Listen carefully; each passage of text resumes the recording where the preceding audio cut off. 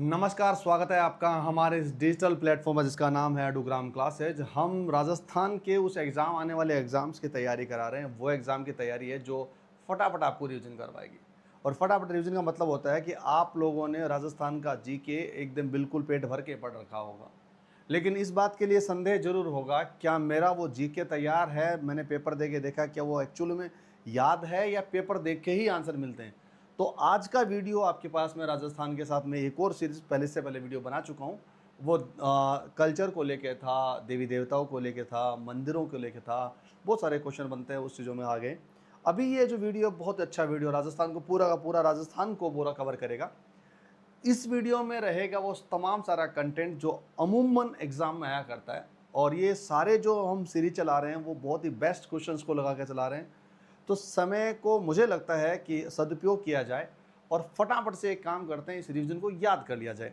अब क्या करोगे, जैसे आपने पेपर दे रखा है, आपको लगता है कि मेरे को आता है, तो आप बस अभी जो हाल में ना इस वीडियो को कैसे देखो कि क्वेश्चन आता है उसको पढ़िए और दिमाग में ऐसा सोचिए कि इसका आंसर मुझे आता है क्या। जैसे आपको मिलता है आंसर यस, और मैं जो बोलता हूँ आंसर वो, दोनों अगर मैच हो जाता है इसका मतलब तैयारी एकदम स्मूथ और बहुत ही बढ़िया चल रही है। तो चलिए शुरू करते हैं इस प्यारे से सेशन का। राजस्थान के जीके को पढ़ते हैं। फटाफट सवाल पढ़ूंगा, फटाफट उत्तर पढ़ूंगा, दोनों चीज़ें आपके लिए बहुत काम की है। आइए शुरू करते हैं। सबसे पहले हमारो राजस्थान रो जीके हमारी एक सीरीज़ है, उस पर हम काम कर रहे हैं। और दूसरी बात, अब पढ़ेंगे जो आगे आने वाले क्वेश्चन है वो पढ़ेंगे। सबसे पहले उसको पढ़ेंगे स्थिति, विस्तार और नया प्रशासनिक ढांचा, यानी कि locations, area and new districts, यानी कि जो जो नए ज़िले क्या हो सकते हैं, क्या क्या हो सकता है, ये तमाम सारी चीज़ों के बारे में से जानेंगे। शुरू करते हैं सबसे पहले सेशन को पहले क्वेश्चन से। ये आपको दिखाई दे रहा है, आपको ये क्वेश्चन है। अब ये क्वेश्चन क्या कहते हैं साहब, इस क्वेश्चन में ये कहता है कि प्रश्न है पहले वाला कि क्षेत्रफल की दृष्टि से भारत का सबसे बड़ा राज्य कौन सा है। क्षेत्रफल की दृष्टि से सबसे बड़ा भारत का राज्य है राजस्थान।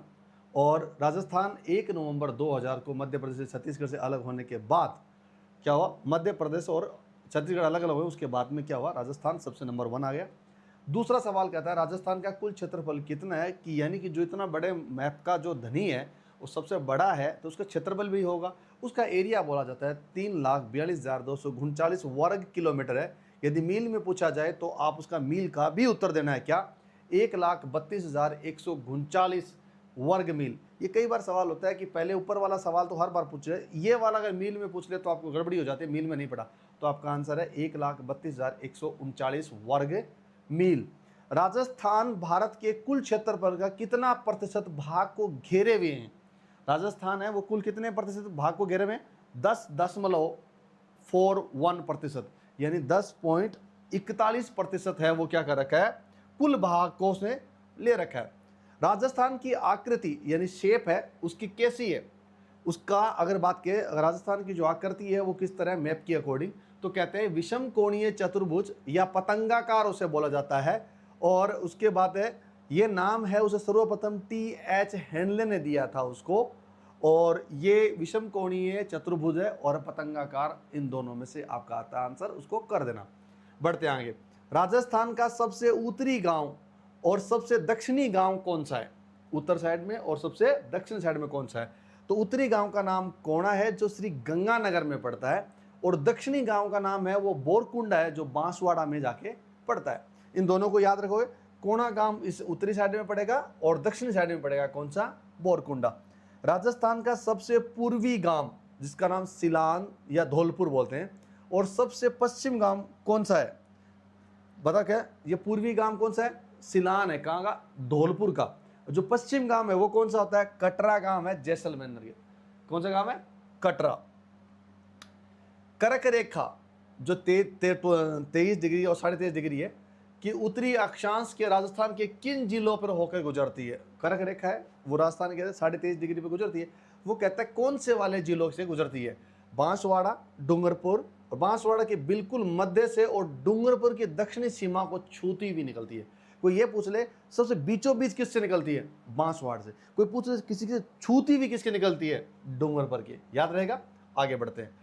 राजस्थान में सबसे पहले सूर्योदय और सूर्यास्त किस जिले में होता है, यानी सूर्य उदय अलग है, सूर्यास्त अलग है। सूर्य उदय होता है वो धौलपुर में होता है जो पूर्व से होने वाला होता है, ठीक है। पश्चिम राजस्थान, जो सूर्य पहले उदय होगा तो अस्त भी उसी में होगा, सिंपल है। राजस्थान में सबसे बाद में सूर्योदय और सूर्यास्त किस जिले में होता है? सबसे बाद में किसका हो रहा है? जैसलमेर में सबसे बाद में होता है, और उसके बाद में अस्त भी क्या होता है? बाद में होता है। तो याद रहेगा आपको धौलपुर और जैसलमेर। प्रश्न कहता है नए पुनर्गठन के बाद में वर्तमान में राजस्थान में कुल कितने जिले और संभाग है? अभी जो नए, मैंने क्या बोला, ये बन चुके हैं, बोला कि अब जो नए बनेंगे उसमें कौन से कितने जिले हैं? 50 जिले हैं और 10 संभाग है नए वाले प्रारूप के अकॉर्डिंग। याद रखना, दो क्वेश्चन है। नए प्रारूप में 50 और 10 है, और पुराने वाले में कितने हैं? याद है आपको, 33 और 7 है।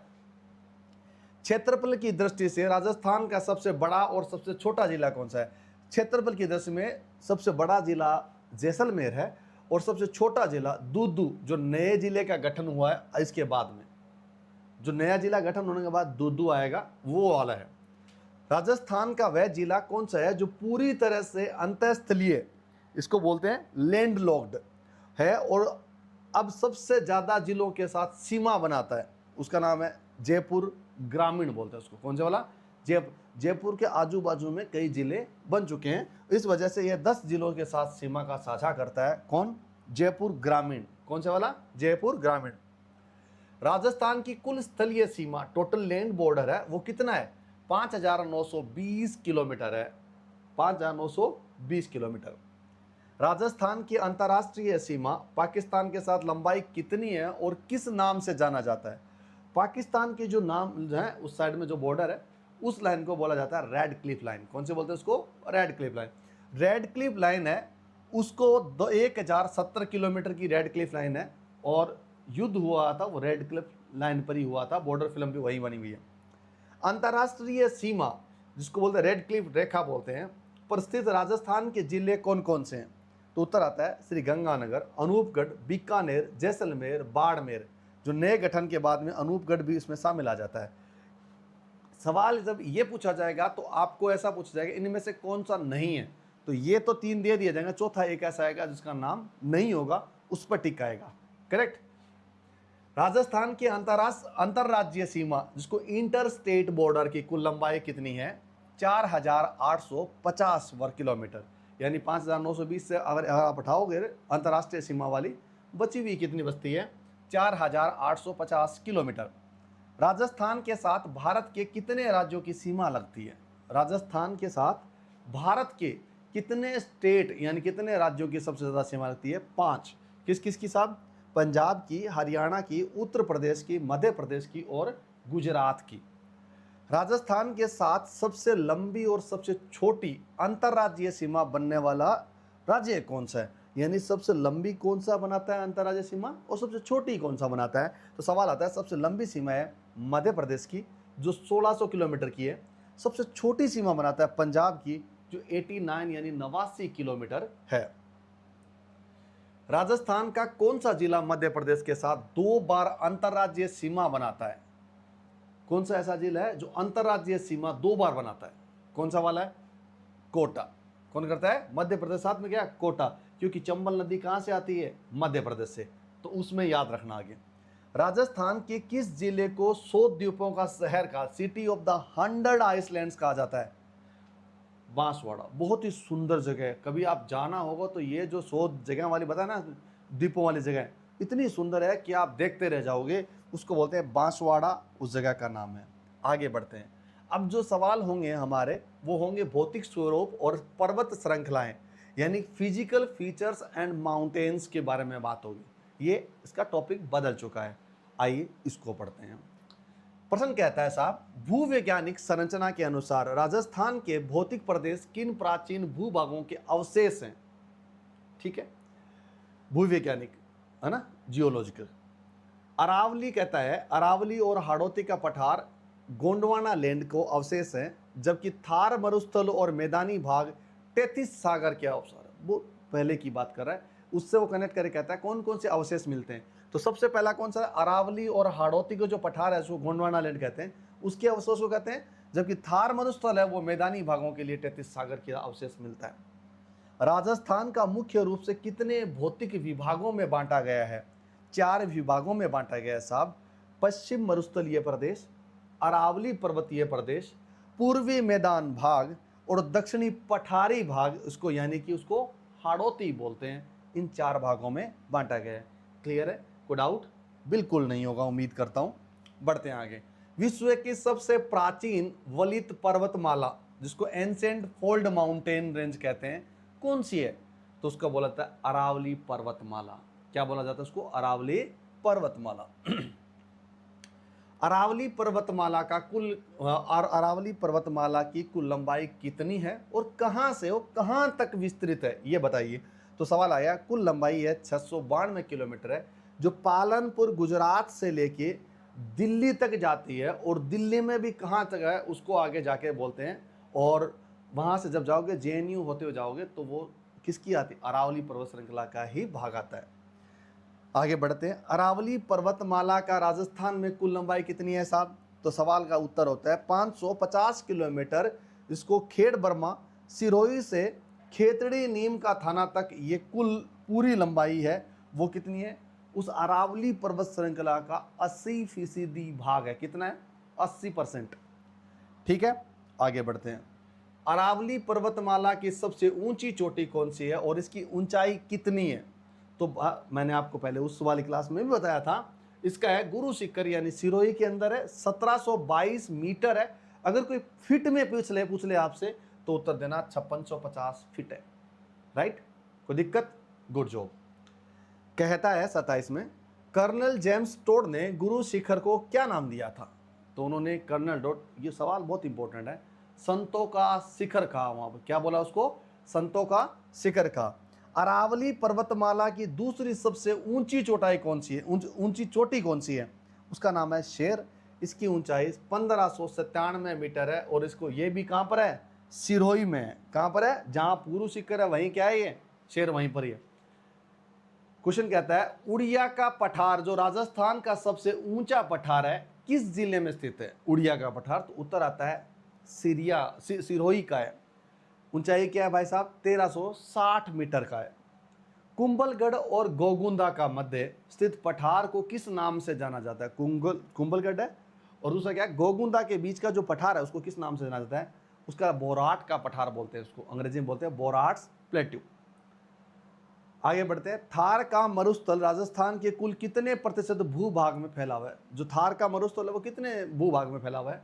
तो उत्तर है लगभग 61.11%, 61.11% भूभाग पर है। यहाँ राज्य की लगभग 40% जनसंख्या भी निवास करती है। बहुत सुंदर, 2 सवालों का जवाब मिल गया। 61.11% यानी 61.11%, और साथ में उसकी 40% दुनिया वहां पर लोग निवास भी करते हैं। क्वेश्चन पढ़ते हैं आगे। मरुस्थल में पाए जाने वाले अर्ध चंद्राकार गतिशील बालू का स्तूप, उसको सैंड ड्यून्स बोलते हैं, को क्या कहा जाता है? उसको बोला जाता है बरखान। क्या बोला जाता है उसको? बरखान। और क्वेश्चन अगला आता है, लाठी सीरीज क्या है और ये कहाँ स्थित है? सवाल पूछा जाता है लाठी सीरीज क्या है और कहाँ स्थित है? तो उत्तर है ये जैसलमेर में पोखरण से मोहनगढ़ तक एक भूमिगत मीठे जल का बेल्ट है। ये क्या है? मीठे जल का बेल्ट है। वो भूगर्भीय जल पट्टी है जहाँ सेवन घास बहुतायत में मिलती है। आप जो इस राजस्थान के नहीं हो तो मैं उन बाहर के लोगों को बता दूं, राजस्थान में पानी की किल्लत तो है जिस तरह से होती है। उसके साथ हमारे पास 2 तरह के पानी मिलता है, एक खारा पानी मिलता है, एक मीठे पानी मिलता है। हम जब मीठा पानी मिलता है उसको ज़्यादा औचित्य देते हैं, इसलिए यहाँ पर बोला गया है मीठे पानी की झील बनाई गई है। थार के मरुस्थल का प्रवेश द्वार, जिसको गेटवे ऑफ थार है, वो किस शहर में है भाई साहब? तो उसका नाम है जोधपुर। कौन सा है? जोधपुर। आगे बढ़ते हैं। बाप बोल्डर बेल्ट यानी बाप बोल्डर बेड का संबंध राजस्थान के किस जिले में? उत्तर है फलोदी जिले में। पहले यह जोधपुर में था। कार्बोनिफेरस युग के हिमानीकृत पत्थरों का अवशेष है उसमें। कौन से वाला है? पहले वो जोधपुर था लेकिन अभी कहाँ है? फलोदी में। लेकिन कहते हैं कार्बोनिफेरस है युग के उस टाइम में, कहता है हिमानीकृत पत्थरों का अवशेष वहां पर मिल जाते हैं, इसलिए उसे बोला था बाप बोल्डर बेड। जालोर के ग्रेनाइट पर्वतों को उनकी आकृति के कारण क्या कहा जाता है? उत्तर है गुंबदाकार पहाड़, यानी कि जो पहाड़ियाँ हैं 66 की पहाड़ियाँ है जो अब मुख्य रूप से बालोतरा के जिले में पाई जाती है, उसको क्या बोलते हैं, गुंबदाकार पहाड़ बोलते हैं उसको, जालौर की। तेरावटी की पहाड़ियाँ अरावली के किस भाग का हिस्सा है? तो उत्तर देना उत्तरी अरावली, यानी नीम का थाना और सिक्कर क्षेत्र की बात की जाए वहां पर अवेलेबल है।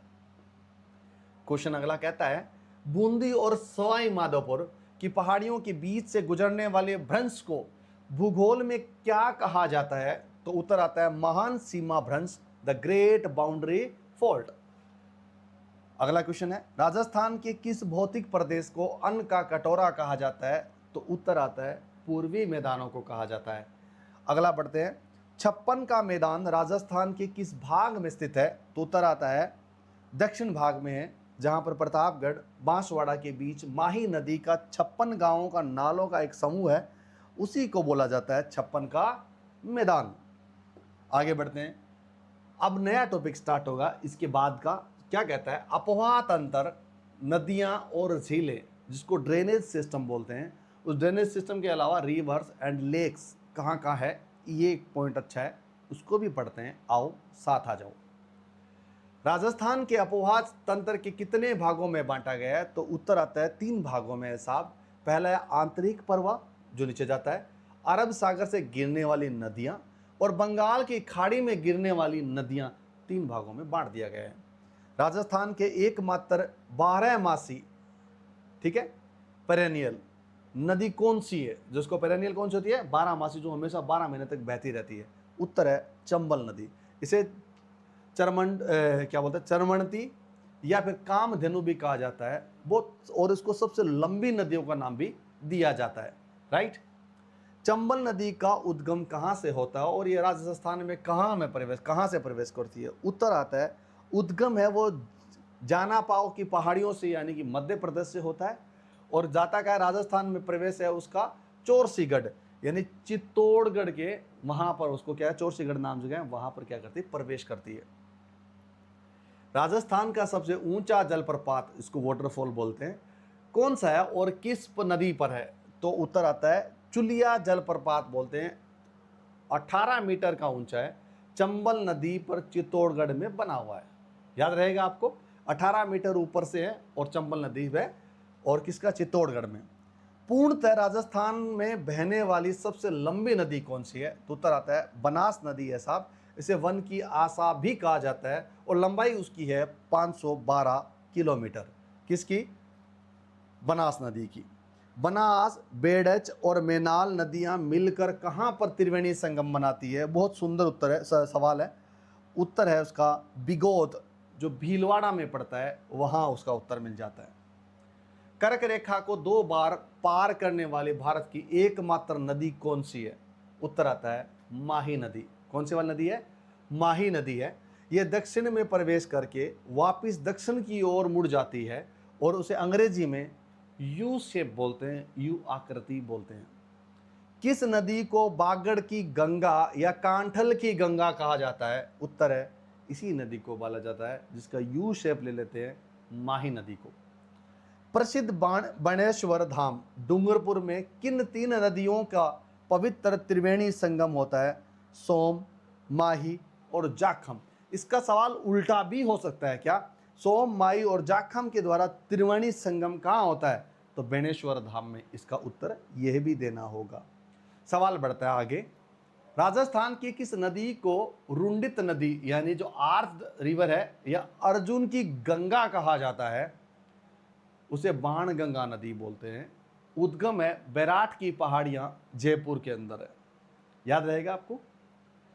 अगला क्वेश्चन है मृत नदी, उसको डेड रिवर बोलते हैं, के नाम से किस नदी को जाना जाता है जिसका आंतरिक प्रवाह सबसे लंबी नदी में है?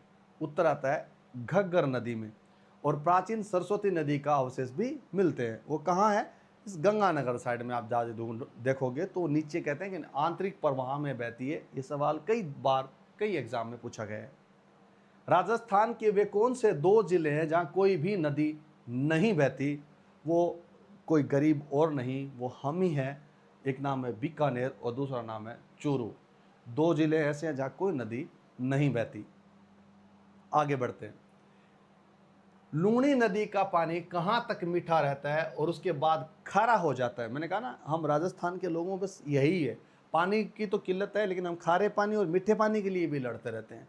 उत्तर क्या कहता है? बालोतरा तक मीठा रहता है, उसके बाद वह वहाँ की लवणीय मिट्टी के कारण खारा हो जाता है। मतलब बालोतरा तक तो मीठी मीठी नदी बहती है, वहाँ घड़े भरी है आराम से, लेकिन जैसे ही वो कहाँ चली जाती है, बालोतरा में जाने के बाद में क्या होता है, उसके बाद में लवणीय कारण खारी हो जाती है। राजस्थान की सबसे बड़ी प्राकृतिक मीठे पानी की झील कौन सी है? उसको बोला जाता है पुष्कर की झील। और पुष्कर की झील अजमेर में है। और वो झील कहाँ है? ब्रह्मा मंदिर वहीं स्थित है। तो आपको ये सवाल पूछा था, एकमात्र ब्रह्मा मंदिर है, कौन है? पुष्कर में है। राजस्थान की सबसे बड़ी कृत्रिम, आर्टिफिशियल बोलते हैं उसको, मीठे पानी की झील कौन सी है और जिसका निर्माण महाराजा जय सिंह ने कराया था? तो उसका जवाब है जयसमंद झील। क्या नाम उसका? जयसमंद झील है, जो सलुम्बर जिला, पहले ये उदयपुर में थी, इसे ढेबर झील भी कहते हैं। कौन से वाला जिला हो गया नया वाला? सलुम्बर जिला, उससे पहले वो उदयपुर में थी। आगे बढ़ते हैं। राजस्थान की सबसे ऊंची झील कौन सी है, मतलब हाइट के अकॉर्डिंग, जिसके बारे में मान्यता है कि इसे देवताओं ने नाखूनों से खोद के बनाया था? अगर ये कभी आपको मिले तो उसका उत्तर आता है नक्की झील है, जो माउंट आबू में स्थित है। कहाँ पर है? माउंट आबू में। सिरोही है उस जिले का नाम। एक क्या बोलते हैं, यह एक क्रेटर टोड रोट झील भी उसे कहते हैं।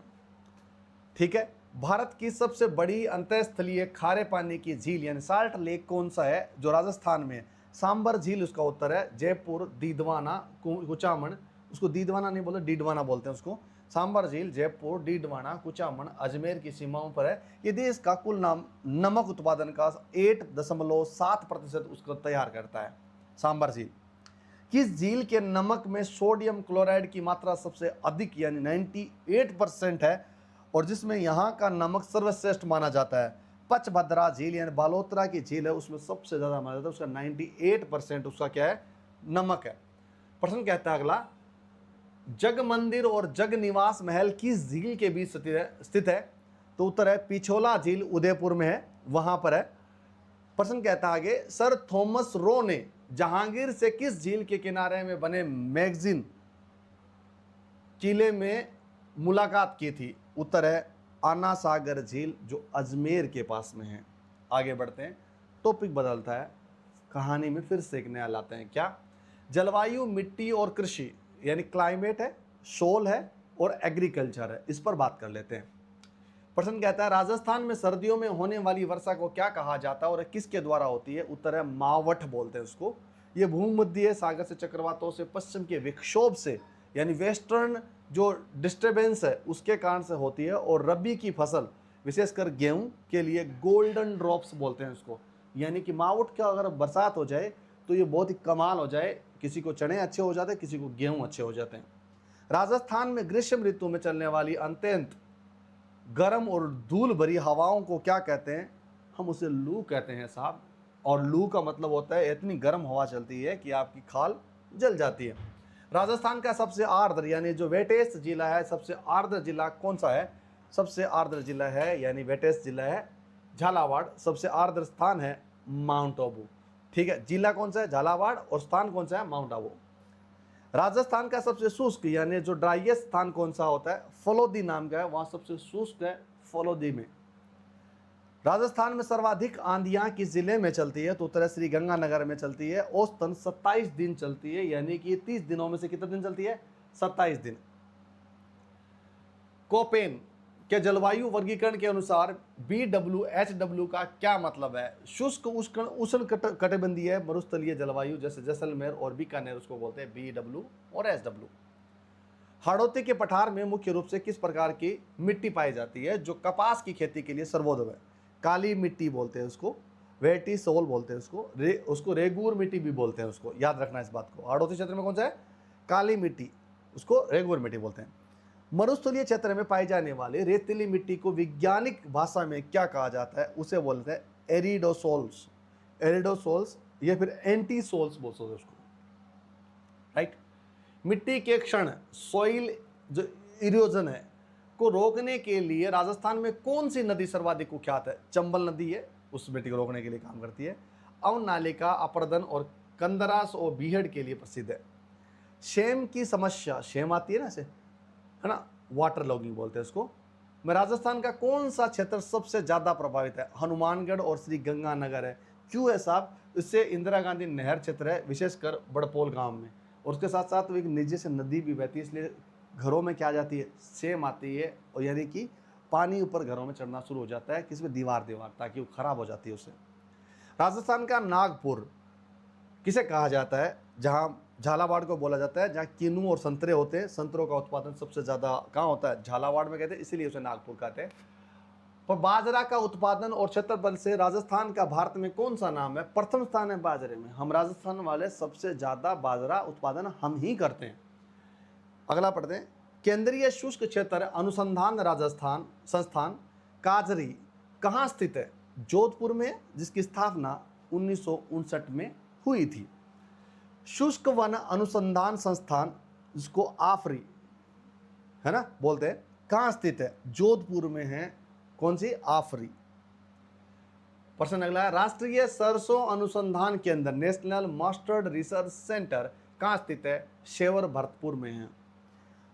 अगला बोलते हैं, क्या सवाल है? वन, वन्य और सिंचाई की परियोजना। देखिए नया टॉपिक स्टार्ट हुआ है, वन, वन्य जीव और सिंचाई की परियोजना, यानी फॉरेस्ट, वाइल्ड लाइफ और इरिगेशन है। राजस्थान का राज्य वृक्ष कौन सा है और उसमें क्या कहा जाता है? खेजड़ी उसका राजस्थान का क्या है? राज्य वृक्ष है। अगर कोई काट ले तो वो दंडित होगा। और इसके बाद में वैज्ञानिक नाम है उसका प्रोसिपिस सिनेरिया। इसे राजस्थान का क्लिप वृक्ष भी कहा जाता है। और ये एक ऐसी चीज़ है जो किसी भी सूखे से सूखे में वो मिल जाती है, और हर जगह इसी का काम हो सकता है, बाकी तो कोई बचा नहीं सकता। राजस्थान का राज्य पुष्प कौन सा है? रोहिड़ा का पुष्प होता है, वो बहुत सुंदर होता है। उसका वैज्ञानिक नाम है टेकोमेला उंडुलेटा। इसे मरुशोभा भी कहा जाता है। कौन? राज्य पुष्प रोहिड़ा का फूल आता है, बहुत सुंदर सा फूल होता है। राजस्थान का राज्य पक्षी कौन सा है और अत्यंत संकटग्रस्त प्रजाति है? गोडवान है, ग्रेट इंडियन बस्टर्ड है, और वो खत्म होने पे कगार पे, ऐसा माना जाए। बहुत कम दिखते हैं आजकल, दिखते भी नहीं है, ये मान के चलिए। राजस्थान का राज्य पशु वन्य जीव श्रेणी में कौन सा है? चिंकारा है, छोटा हिरण बोलते हैं उसको, वो वाला है, और ये चिंकारा है इधर। राजस्थान का राज्य पशु यानी पशुधन या पालतू श्रेणी में कौन सा, जिसे 2014 में घोषित किया था, उसका नाम है ऊंट। ऊंट है राजस्थान का प्रांतीय, मतलब बात की जाए तो उसे पशु है। अमृता देवी बिश्नोई के नेतृत्व में 1730 ईस्वी में खेजड़ी के वृक्षों को बचाने के लिए 363 लोगों ने कहाँ बलिदान किया था? खेजड़ी नाम की जगह है, वो जोधपुर के पास है। वहाँ बिश्नोई उसको पूजते भी हैं इसको, इसलिए कोई काट नहीं सकता। वहाँ ही नहीं, पूरे राजस्थान में कोई यहाँ नहीं काट सकता। ये कानूनी दलील है, बोलती है। विश्व का एकमात्र वृक्ष मेला कहाँ और कब मिलता है? लगता है खेजड़ली गांव में, क्योंकि वो वहाँ पर एक क्या था? अमृता देवी का वहाँ आंदोलन था। और भाद्रपद शुक्ल दशमी को लगता है। और इसके साथ पढ़ते हैं, राजस्थान का प्रथम राष्ट्रीय उद्यान नेशनल पार्क कौन सा है? तो रणथंभौर राष्ट्रीय उद्यान, उसका सवाई माधोपुर में 1980 में राष्ट्रीय उद्यान बना था, उसके बाद वहीं पर है। बाघों का घर क्रेडल ऑफ टाइगर्स किस राष्ट्रीय उद्यान को कहा जाता है? रणथंभौर को राष्ट्रीय संग्रहालय को कहते हैं। और इसी रणथंभौर में गणेश जी का मंदिर है, इस बात को याद रखना। एशिया की सबसे बड़ी पक्षी प्रजनन स्थली के रूप में कौन सा राष्ट्रीय उद्यान प्रसिद्ध है, जो यूनेस्को की विश्व धरोहर की सूची में भी शामिल है? उसका नाम है केवलादेव घाना राष्ट्रीय उद्यान, यानी भरतपुर के अंदर है। वो आप उसे देख सकते हो, बहुत सुंदर है। साइबेरियन क्रेन, जिसको सारस बोलते हैं, सर्दियों में किस राष्ट्रीय उद्यान का मुख्य आकर्षक केंद्र होते हैं? वो केवलादेव घाना राष्ट्रीय उद्यान में आते हैं। उड़ान गिलहरी फ्लाइंग स्क्वेरल के लिए राजस्थान का कौन सा वन्य जीव अभ्यारण्य प्रसिद्ध है? सीता माता वन्य जीव अभ्यारण्य प्रतापगढ़ के अंदर है। हरे कबूतर, उसको ग्रीन, समझा ना? हाँ, पेगवेंस होते हैं। राजस्थान के किस अभ्यारण्य में पाए जाते हैं? तो उसका उत्तर है सिरिस्का वन्य अभ्यारण्य में पाए जाते हैं, जो अलवर में स्थित है। पानी के पक्षियों के लिए प्रसिद्ध बटबड़ पक्षी है, जो इंपेरियल सैंड ग्राउंड किस अभ्यारण्य के मुख्य आकर्षक है? गजनेर अभ्यारण्य के हैं, जो बीकानेर में स्थित है। राजस्थान की प्रथम बाघ परियोजना प्रोजेक्ट टाइगर कब और कहां शुरू हुई थी? रणथंभौर में हुई थी 1973 में। मरु उद्यान डेजर्ट नेशनल पार्क जो राजस्थान के क्षेत्रफल की दृष्टि से सबसे बड़ा अभ्यारण्य है, किन जिले में आता है? तो जैसलमेर और बाड़मेर जिले में आता है। यहाँ गोंडवाना पक्षी और आजकल वुड फॉसिल पार्क स्थित है, वहीं पर बात करते हैं मरु उद्यान यानी डेजर्ट नेशनल पार्क है। आका वुड फॉसिल पार्क है, कितने वर्षों पुराने का कास्ट अवशेष मिलते हैं, वुड फॉसिल्स मिलते हैं उसमें? लगभग 18 करोड़ वर्ष पुराने जुरेसिक काल के भी है, उस वक्त के भी वहाँ पर मिलते हैं। राजस्थान की मरुगंगा किस नहर परियोजना को कहा जाता है? इंदिरा गांधी नहर परियोजना को कहता है। बहुत ही ज़बरदस्त है, इससे पूरी इस पूरे बेल्ट को है ना क्या मिली, दुनिया मिली है नहीं। इंदिरा गांधी नहर का विचार सर्वप्रथम किसने और कब दिया? कुंवर सेन ने दिया था 1948 में। अपनी रिपोर्ट बीकानेर राज्य को पाने के लिए आवश्यकता थी, इसलिए उन्हें क्या किया, कुंवर सेन ने किया था। कहते हैं बहुत खर्चा आया, अपना खजाना खाली कर चुके थे वो। इंदिरा गांधी नहर का उद्गम कहाँ से होता है? पंजाब में सतलज नदी से और ब्यास नदियों को संगम से बीच से जो हरी के बैराज है वहीं से निकल के आता है। आधुनिक भारत का भागीरथ किसे कहा जाता है? महाराजा गंगा सिंह को बोला जाता है, क्योंकि 1927 में राजस्थान की पहली नहर गंग नहर को लेके आते थे। और कहा जाता है महाराजा गंगा सिंह का सबसे स्वर्णिम काल था, बहुत लोग उसे याद करते हैं। उन्होंने अपना खजाना खाली कर दिया था सिर्फ इस गंग नहर को लाने के लिए। एशिया का सबसे बड़ा मिट्टी से बना बांध कौन सा है जो राजस्थान में है? तो उसका नाम बोलते हैं पांचना बांध है, जो करौली में स्थित है। यहाँ 5 नदियों का संगम पर मिट्टी से बना हुआ है। जाखम बांध जो राजस्थान का सबसे ऊंचा बांध है, जिस जिले में है वो है प्रतापगढ़, ऊंचाई उसकी 81 मीटर। पश्चिम राजस्थान का सबसे बड़ा बांध कौन सा है जिसे मारवाड़ का अमृत सरोवर कहा जाता है? उसका नाम है जवाई बांध, सुमेरपुर पाली में पड़ता है। भराव क्षमता वेटर, उसको कैपेसिटी बोलते हैं, वाटर कैपेसिटी की दृष्टि से राजस्थान का सबसे बड़ा बांध कौन सा है जहां पर वाटर कैपेसिटी में रोकते हैं? राणा प्रताप सागर बांध है, रावत भाटा चित्तौड़ में, वहां पर करते हैं, वहां बिजली भी इसकी बनती है। राजस्थान के खनिजों का सामान्य परिचय देते हैं हम। राजस्थान के जो खनिज है, मिनरल्स है, उस पर हम बात करेंगे और उस पर हम जनरल इंट्रोडक्शन देंगे, मिनरल्स पर कहाँ कहाँ खजाना है। आगे बढ़ते हैं दोस्तों। राजस्थान का खनिजों का विविधता के कारण किस उपनाम से जाना जाता है? खनिजों का अजायब घर भी बोलते हैं, म्यूजियम ऑफ मिनरल्स बोलते हैं उसको। अगला खनिज भंडारों जो मिनरल्स बोलते हैं उसको। रिजर्व की दृष्टि से राजस्थान का भारत में कौन सा स्थान है? दूसरा स्थान है, झारखंड के बाद झारखंड सबसे ऊपर है। तीसरा बोलता है खनिज की उत्पादन के मूल्य, value of the minerals production की दृष्टि से राजस्थान का देश में कौन सा स्थान है? 5वां स्थान है। कौन सा वाला है? 5th पोजीशन है उसकी। आगे बढ़ते हैं। वर्तमान में राजस्थान में कुल कितने प्रकार के खनिजों का भंडार पाए जाते हैं? 81 यानी 81 टाइप्स के खनिज वहां पर पाए जाते हैं। राजस्थान में वर्तमान कुल कितने प्रकार के खनिजों का व्यावसायिक उत्खनन, इसको माइनिंग बोलते हैं, को किया जाता है? 57 टाइप्स के खनिजों की क्या होता है? माइनिंग होती है। राजस्थान के किन खनिजों को उत्पादन में देश का 100% एकाधिकार, मोनोपोली बोलते हैं इसको?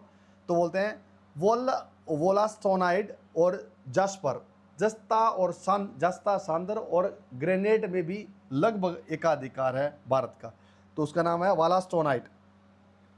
राजस्थान का राज्य खनिज विकास निगम, जिसको RSMDC को बोलते हैं, उसका विलय राजस्थान के राज्य खान व खनिज लिमिटेड RSMM में कब हुआ था? वो है 20 फरवरी 2003 को हो गया था। RSMM Rajasthan state mines and minerals limited का मुख्यालय कहाँ है? उदयपुर में है। और राजस्थान की प्रथम खनिज नीति जो फर्स्ट मिनरल पॉलिसी है वो कब घोषित की गई थी? 1978 में की थी, भैरों सिंह शेखावत सरकार के समय। राजस्थान के वर्तमान की नई खनिज नीति कब लागू की गई है? जून 2015 में राजस्थान की खनिज नीति लागू की गई है। देश के कुल अधात्विक खनिज, जिसको नॉन मेटेलिक मिनरल्स बोलते हैं, उसका उत्पादन राजस्थान के कौन से स्थान पर है? जो प्रथम स्थान पर है, जो हम नॉन मेटेलिक्स बात कर रहे हैं। खनिज तेल, जिसको क्रूड ऑयल बोलते हैं, जो अभी बहुत ज़्यादा संकट में चल रहा है, उसके उत्पादन में ऑन शोर यानी कि भूमिगत उत्पादन में राजस्थान का देश में कौन सा स्थान है? दूसरा स्थान है। बॉम्बे हाई के बाद बॉम्बे हाई के बाद में देश का कुल उत्पादन का लगभग 22 से 23% राजस्थान में आता है। जैसलमेर, पचभद्रा, आप उनको याद रखना। राजस्थान में सर्वाधिक खनिज किस भौतिक प्रदेश या पर्वत श्रृंखला में पाया जाता है? तो उत्तर आता है किसका? अरावली पर्वतीय प्रदेश में है, जिसको धारवाड़ युगिन चट्टानों के कारण आता है। देश के सर्वाधिक सीसा, जस्ता, जिसको लेड और जिंक बोलते हैं, जिप्सम कहाँ उत्पादित होता है? राजस्थान में होता है सबसे ज्यादा। राजस्थान का सफेद संगमरमर, उसको व्हाइट मार्बल बोलते हैं, अपनी उच्च गुणवत्ता के लिए विश्व में प्रसिद्ध है। ये कौन सा, कहाँ से निकाला जाता है? तो मकराना या डीडवाना और कुचामन जिले है, वहाँ से सबसे ज़्यादा नागौर में मिलता है वो। आगे बढ़ते हैं। धात्विक खनिज है जिसको मेटलिस्ट मिनरल्स बोलते हैं, सीसा, जस्ता और चांदी। आपको सवाल दिख रहे हैं, अच्छा लग रहा है तो कमेंट में जरूर रखें, और कुछ कमियां लगती है वो भी रखना, ताकि अगली बार और सुधार हो पाए।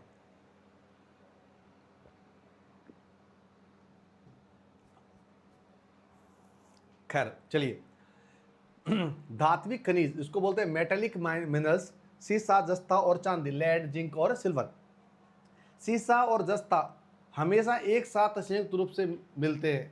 इनके संयुक्त अयस्क, जिसको ओरे को क्या कहा जाता है? उसका नाम होता है गेलेना। क्या बोलते हैं उसको? गेलेना। एशिया की सबसे बड़ी सीसा जस्ता की खान कहाँ स्थित है? रामपुरा आगोचा, जो भीलवाड़ा में स्थित है, वहां पर है। अगला कहता है, प्रश्न कहता है, उदयपुर की वह कौन सी प्रसिद्ध खान है जहां राणा लाखा के काल में सीसा, जस्ता और चांदी की खोज हुई थी? जावर की खान, जेवर की खान बोलते हैं उसको, तो जेवर की खान है, उसको जावर की खान भी वहां बोला जाता है। जावर की खानों का संचालन वर्तमान में किसके द्वारा किया जा रहा है? उत्तर है हिंदुस्तान जिंक लिमिटेड, HZL के द्वारा किया जाता है। चंदेरिया लेड जिंक स्मेल्टर, सीसा, जस्ता और संशोधन संयंत्र कहाँ स्थित है? जो ब्रिटेन के सहयोग से स्थापित हुआ था, चित्तौड़गढ़ में है। राजपुरा दरीबा सीसा जस्ता क्षेत्र राजस्थान के किस जिले में स्थित है? राजसमंद में। सीसा जस्ता का प्रसिद्ध चौथ का बरवाड़ा क्षेत्र में किस जिले में? स्वाई माधवपुर में। राजस्थान के किस जिले में कायड़ सीसा जस्ता माइंस स्थित है? अजमेर में। भारत में चांदी, इसको सिल्वर बोलते हैं, का सर्वाधिक उत्पादन किस राज्य में होता है? उत्तर है राजस्थान राज्य में होता है। देश का लगभग 90% और उससे भी अधिक। आगे बढ़ते हैं दोस्तों। राजस्थान का भारत के ताम्र नगरी कहा जाता है। राज्य का सबसे प्रमुख तांबा उत्पादन क्षेत्र कौन सा है? खेतड़ी सिंघाना है, जो झुंझुनू बोलते हैं उसको, कि नीम का थाना का जिला है, जो पहले से ही वह झुंझुनू में था, अब वो चला गया किसमें? खेतड़ी सिंघाना में। हिंदुस्तान का कॉपर लिमिटेड है, HCL को है, कारखाना खेतड़ी में किस जिले के सहयोग से स्थापित किया गया है? तो उत्तर आता है अमेरिका में, USA के सहयोग से उसे 1967 में बनाया गया था, हिंदुस्तान कॉपर लिमिटेड। अलवर का कौन सा क्षेत्र है जो तांबा उत्पादन के लिए प्रसिद्ध है? उसका नाम है खोदरीबा क्षेत्र। और भीलवाड़ा का पुरबनेड़ा क्षेत्र किस खनिज के लिए जाना जाता है? उत्तर है तांबा और लोहे के एश के दोनों के द्वारा बना जाता है। चांदमारी कॉपर प्रोजेक्ट राजस्थान के किस जिले में संचालित होता है? नीम का थाना खेतड़ी के अंदर वहीं पर होता है। जहां तांबा नाम आ जाए वहां खेतड़ी झुंझुनू तो याद करके रख लेना। बिदासर तांबा उत्पादक के क्षेत्र में राजस्थान किस जिले में स्थित है? चूरू जिले में बिदासर गांव है, वहां पर तांबा वहां बनता है। राजस्थान में किस श्रेणी का लोहा है, जिसको आयरन ओरे बोलते हैं, सर्वाधिक पाया जाता है? उसका नाम है हेमेटाइट नाम की श्रेणी है, उसको लोहे का श्रेणी है हेमेटाइट, वो राजस्थान में सबसे ज्यादा पाया जाता है। जयपुर का कौन सा क्षेत्र लोहे एस के खनिजों के लिए, खनन के लिए सबसे प्रसिद्ध है? मोरीजा बनोला क्षेत्र है, जो चोमू के अंदर है, जो जयपुर के जस्ट बगल में है, वो चोमू वहां पर मिलेगा। प्रश्न कहता है दौसा का निमला रायसेला क्षेत्र में किस खनिज के उत्पादन के लिए जाना जाता है? उत्तर है लो एस के लिए, उसे कौन सा वाला? निमला रायसेला। उदयपुर का कौन सा दो क्षेत्र लोहे के एस के सबसे बड़े भंडार है? नाथरा के पाल और थुर उंडेर वहां के। अगला क्वेश्चन कहता है डाबला सिंगाना लोहे एस में क्षेत्र में किस जिले में आता है? नीम का थाना जिले में आता है। और राजस्थान में मैग्नीज का सर्वाधिक उत्पादन किस जिले में होता है? बांसवाड़ा में होता है, लीलावानी, कालू कंठूटा और तांबेसरा। ये सवाल कई पे एग्जाम आए हैं, इस बात को याद रखना। लीलावानी खान किस खनिज के लिए प्रसिद्ध है? मैग्नीज। किसके लिए? मैग्नीज। भारत के अब देखो पढ़ेंगे क्या? टंगस्टन और सोना या टंगस्टन और गोल्ड के बारे में भी राजस्थान में पढ़ते हैं क्या? भारत की सबसे बड़ी टंगस्टन की खान कहाँ स्थित है, जो वर्तमान में बंद है? डेगाना नाम की जगह है, भाकरी पहाड़ी है, नागौर के अंदर। सिरोही का कौन सा क्षेत्र टंगस्टन उत्पादन के लिए प्रसिद्ध है? तो उत्तर आता है वाल्दा क्षेत्र के लिए, इसको बाल्दा भी बोलते हैं। टंगस्टन का मुख्य अयस्क जो ओरे कौन सा होता है? तो वो कहता है वोल्फ्रामाइट, जिसको वोल्फ्रामाइट बोलते हैं। वोल्फ्रामाइट है किसका? टंगस्टन का। राजस्थान में स्वर्ण भंडार, जो गोल्ड रिजर्व कहते हैं, खोज मुख्य रूप से किस जिले की होती है? बांसवाड़ा जिले में, आनंदपुरा भूकिया और जगतपुरा भूकिया क्षेत्र में। बांसवाड़ा में से सोने के भंडारों को दोहन खोज किस कंपनी के द्वारा की गई थी? ऑस्ट्रेलियन कंपनी है इंडो गोल्ड नाम की, उसने भारत के भौगोलिक भूवैज्ञानिक सर्वेक्षण किया गया था, जिसको जीएसआई बोलते हैं। आध्यात्मिक, हाँ, अधात्विक खनिज जिसको नॉन मेटेलिक मिनरल्स बोलते हैं, रॉक फॉस्फेट है और जिप्सम, रॉक फॉस्फेट और जिसमें उसके बारे में बात करते हैं। सबसे पहले प्रश्न है, देश की सबसे बड़ी रॉक फॉस्फेट की खान कहाँ स्थित है? जो देश के फॉस्फेट उद्योग की रीढ़ है, यानी बैकबोन है, कौन से वाली है? झामर कोटड़ा, उदयपुर के सबसे, इसके लिए राष्ट्रीय पुरस्कार भी मिल चुका है। ये बहुत इंपॉर्टेंट सवाल है। झामर कोटड़ा देश की सबसे ज़्यादा रॉक फॉस्फेट की जो खान है ना, वो इसी को बोलते हैं। रॉक फॉस्फेट का उपयोग किस प्रकार की मिट्टी का उपचार के लिए किया जाता है? अम्लीय मिट्टी होती है जो एसिडिक सॉइल के लिए उपचार के लिए काम किया जाता है। क्षारीय और लवणीय मिट्टी जिसको एल्काइन सॉइल बोलते हैं का उपचार के लिए किस खनिज का उपयोग किया जाता है? जिप्सम का उपयोग किया जाता है। जिप्सम को अन्य किन नामों से जाना जाता है? हम लोकल भाषा में उसे हरसोट बोलते हैं, सेल खड़ी बोलते हैं और उसको खड़िया मिट्टी भी बोलते हैं।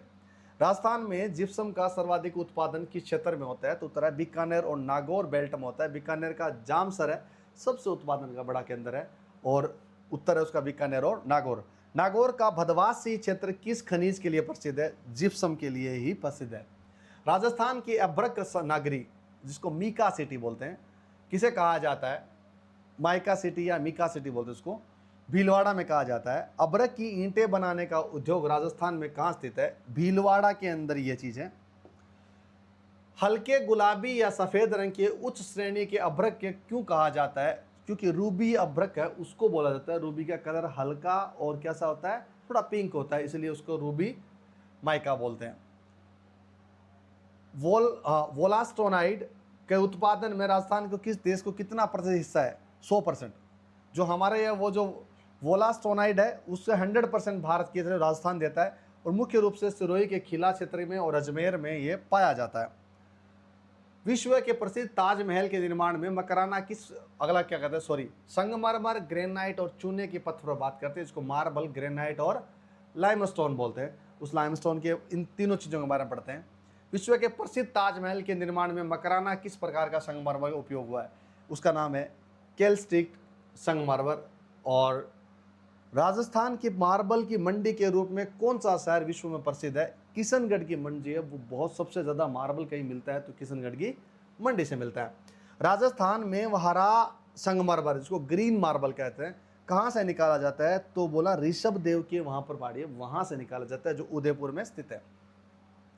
राजस्थान में गुलाबी संगमरमर, पिंक मार्बल है, और काला मार्बल, ब्लैक मार्बल वाला क्रम से कहाँ पाया जाता है? जो पिंक वाला है, गुलाबी वाला, वो आता है बाबरमल में, उदयपुर बोला जाता है। जो काला है वो आता है भैंसलाना यानी जयपुर के अंदर पाया जाता है।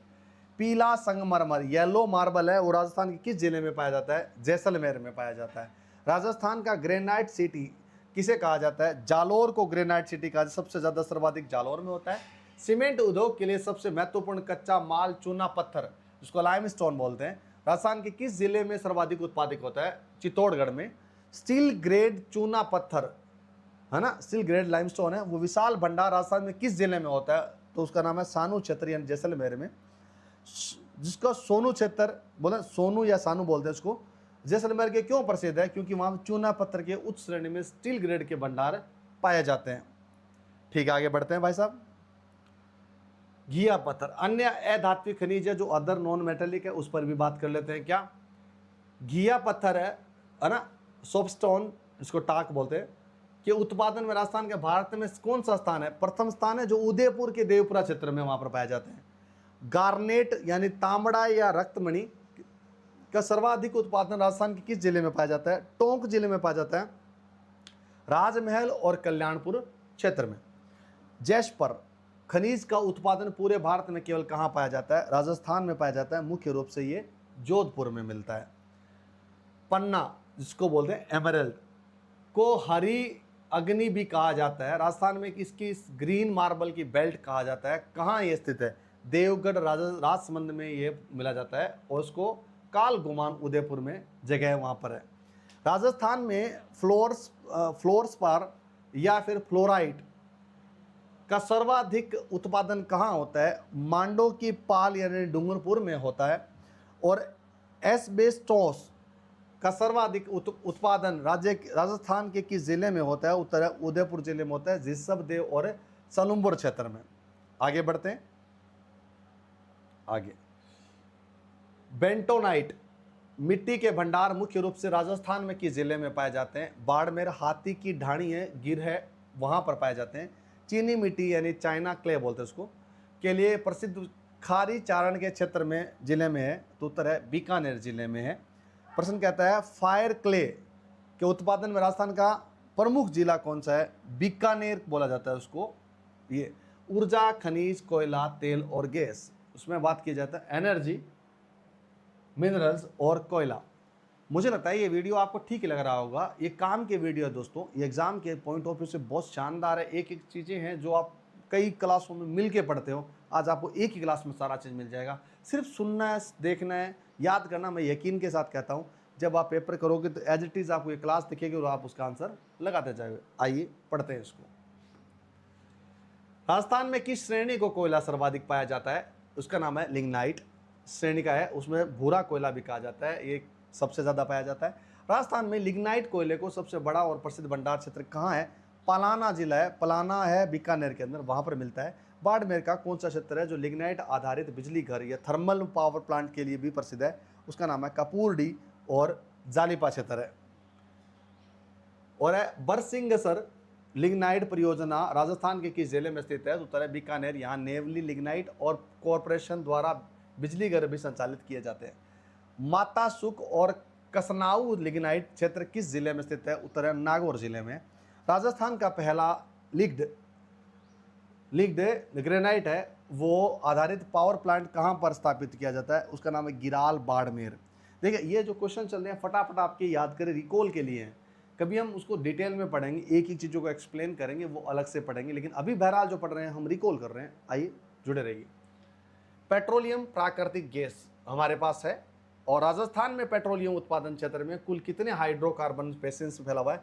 4 बेसिनों में बाड़मेर सांचौर बेसिन और जैसलमेर बेसिन, बीकानेर नागौर बेसिन और विंध्यन बेसिन है, इन चारों में फैला हुआ है। ज़्यादा होता तो हम अलहबी भी होते हैं, हम भी उस भारत भी उस तरह देश में बात कर रहे हैं जहाँ तेल निर्यातों की बात हो रही है। राजस्थान के हाइड्रोकार्बन के बेसिन कुल कितने जिलों में फैले हुए हैं? तो 14 जिलों में फैला हुआ है। राजस्थान में सर्वप्रथम व्यावसायिक स्तर पर खनिज तेल जो क्रूड ऑयल बोलते हैं उसकी खोज कहाँ हुई थी? मंगला तेल कुआं है बाड़मेर में। 29 अगस्त 2009 में उत्पादन शुरू हुआ था, अब उसमें चल रहा है। मंगला, भाग्यम, ऐश्वर्या, सरस्वती और आगेश्वरी क्या है? तो बाड़मेर, सांचौर और बेसिन में स्थित प्रमुख तेल कुआं है जो ऑयल वॉल्स बोलते हैं उसको, वो उनका नाम है। बाड़मेर में तेल क्षेत्रों का उत्खनन और संचालन मुख्य रूप से किस कंपनी द्वारा किया जाता है?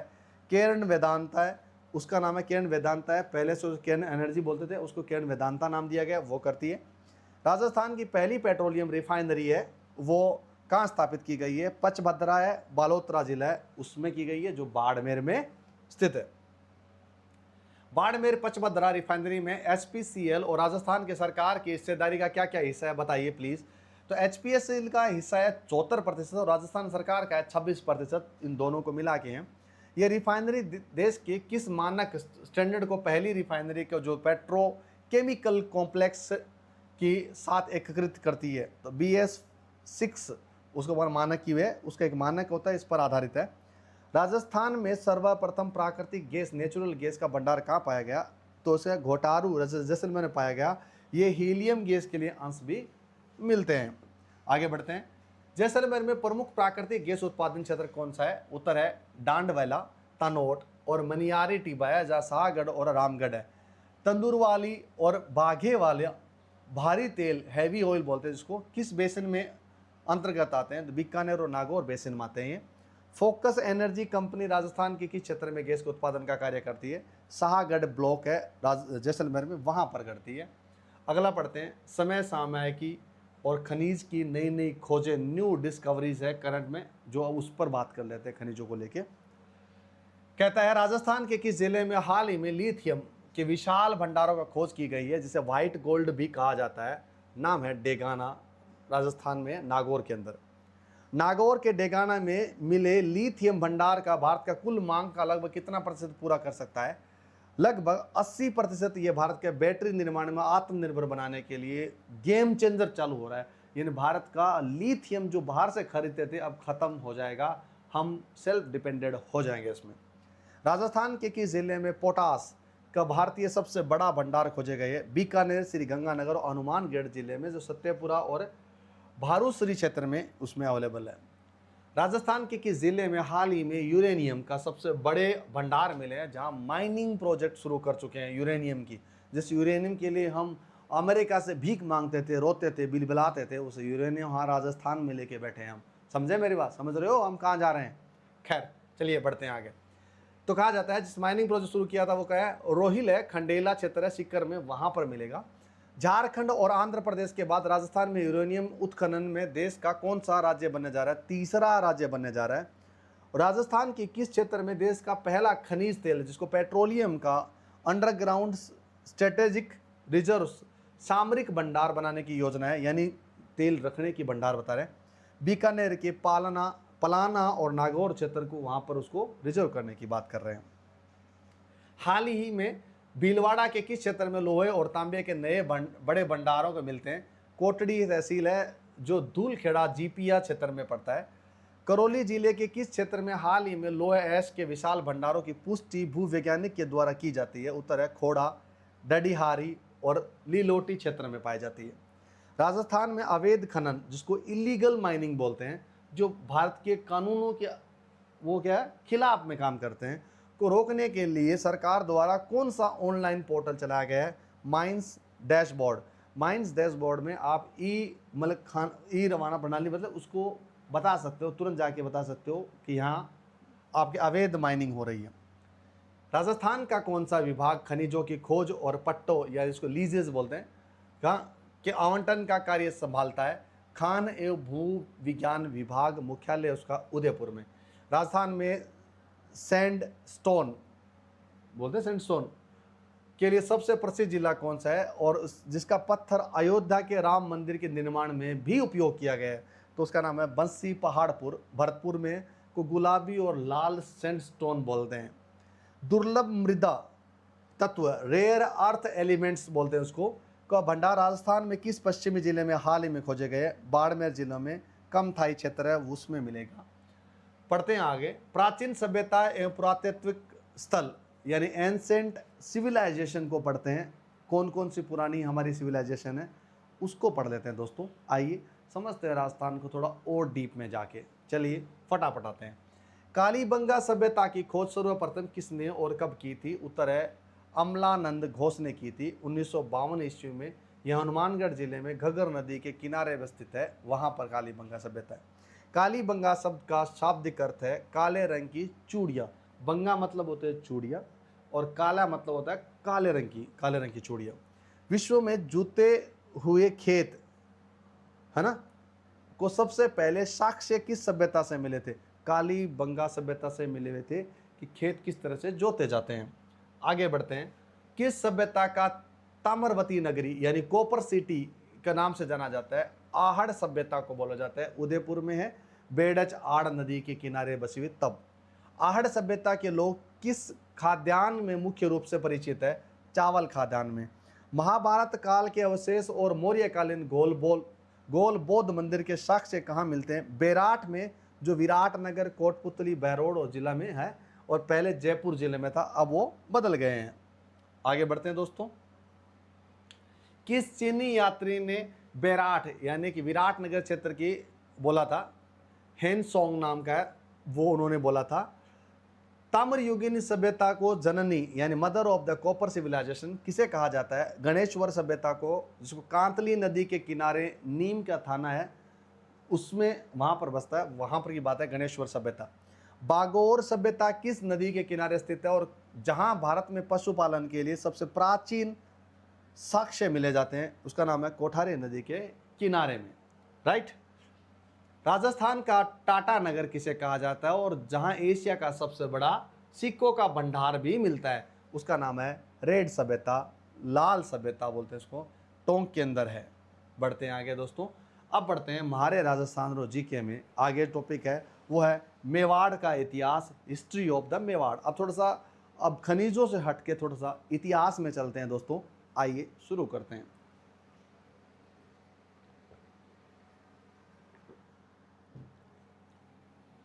मेवाड़ के गुहिल वंश, जो गुहिल डायनेस्टी बोलते हैं उसको, संस्थापक कौन थे? गुहादित्य 566 ईस्वी में। मेवाड़ में गुहिल वंश का वास्तविक संस्थापक, रियल जो फाउंडर था, वो कौन माना जाता है, जिसको बप्पा रावल की उपाधि भी धारण की थी? उसका नाम है काल भोज को। उन्होंने नागदा के अपनी राजधानी बनाया था। चित्तौड़गढ़ का प्रथम साका, साका जानते हो 3 साके हुए थे, एक आधा भी होता।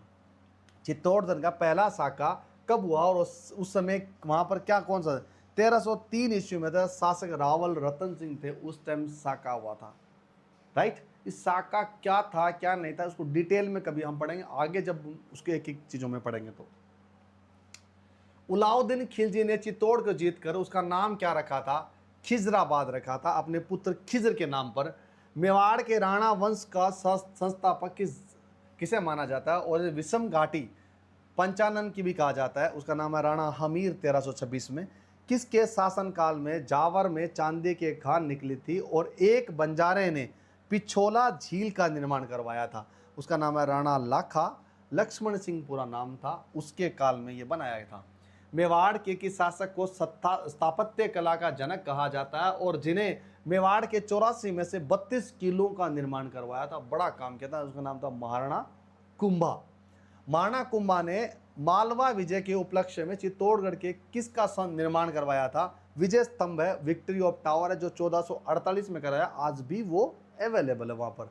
अगला बढ़ते हैं। खानवा का प्रसिद्ध युद्ध कब और किसके बीच में लड़ा गया था? 17 मार्च 1527 को लड़ा गया था महाराणा सांगा और बाबर के बीच में, जिसमें बाबर विजय रहा और महाराणा सांगा हार गए। उसकी एक इतिहास है, उसको हम कभी पढ़ेंगे, क्यों हारे और महाराणा सांगा ने ही उस बाबर को बुलाया था, फिर क्यों हार गए थे।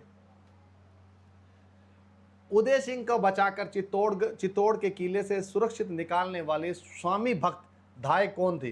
पन्ना धाय उसका नाम है। बहुत इंपॉर्टेंट सवाल है, जिन्होंने अपने पुत्र चंदन का बलिदान दे दिया था कि उसको बचाने के लिए अपने पुत्र को रख दिया और उसके पुत्र को अपना पुत्र बना के वहां से चले गए और लोगों ने उसको मारा। किसको? उस पन्ना धाय के बच्चों को मारा। ये लंबी कहानी है, थोड़ा आगे पढ़ेंगे। उदयपुर के शहर की स्थापना महाराणा उदय सिंह ने किस वर्ष में की थी? 1559 में की थी। हल्दी घाटी का प्रसिद्ध युद्ध कब लड़ा गया था? 18 जून 1576 में लड़ा गया था। कुछ इतिहासकारों के अनुसार 21 जून 1576 को हुआ था। महाराणा प्रताप और अकबर के सेनापति मानसिंह के बीच में हुआ था। कर्नल जेम्स टोड ने हल्दी घाटी के युद्ध को क्या नाम दिया था? कहा था मेवाड़ की थर्मोपली है ये, मतलब आग है वो। महाराणा प्रताप के प्रसिद्ध घोड़े और हाथी का नाम क्या था? घोड़े का नाम था चेतक और हाथी का नाम था राम प्रसाद था। महाराणा प्रताप का राज्य अभिषेक हुआ था, जिसको कोरोनेशन बोलते हैं, सर्वप्रथम कहाँ हुआ था? गोगुंदा में हुआ था 1572 ईस्वी में। दूसरा औपचारिक राज्य अभिषेक हुआ था कुंभलगढ़ में हुआ था, जब वापस वो जीत चुके थे। अगला कहते हैं मेवाड़ का मैराथन कर्नल टोड ने किस युद्ध को कहा जो महाराणा प्रताप की विजय के प्रतीक था? उसको दिवेर का युद्ध कहा जाता है, अक्टूबर 1582 में हुआ था। महाराणा प्रताप ने संकटकालीन राजधानी के रूप में किस स्थान को विकसित किया था? चावड़ था, उनको किया था।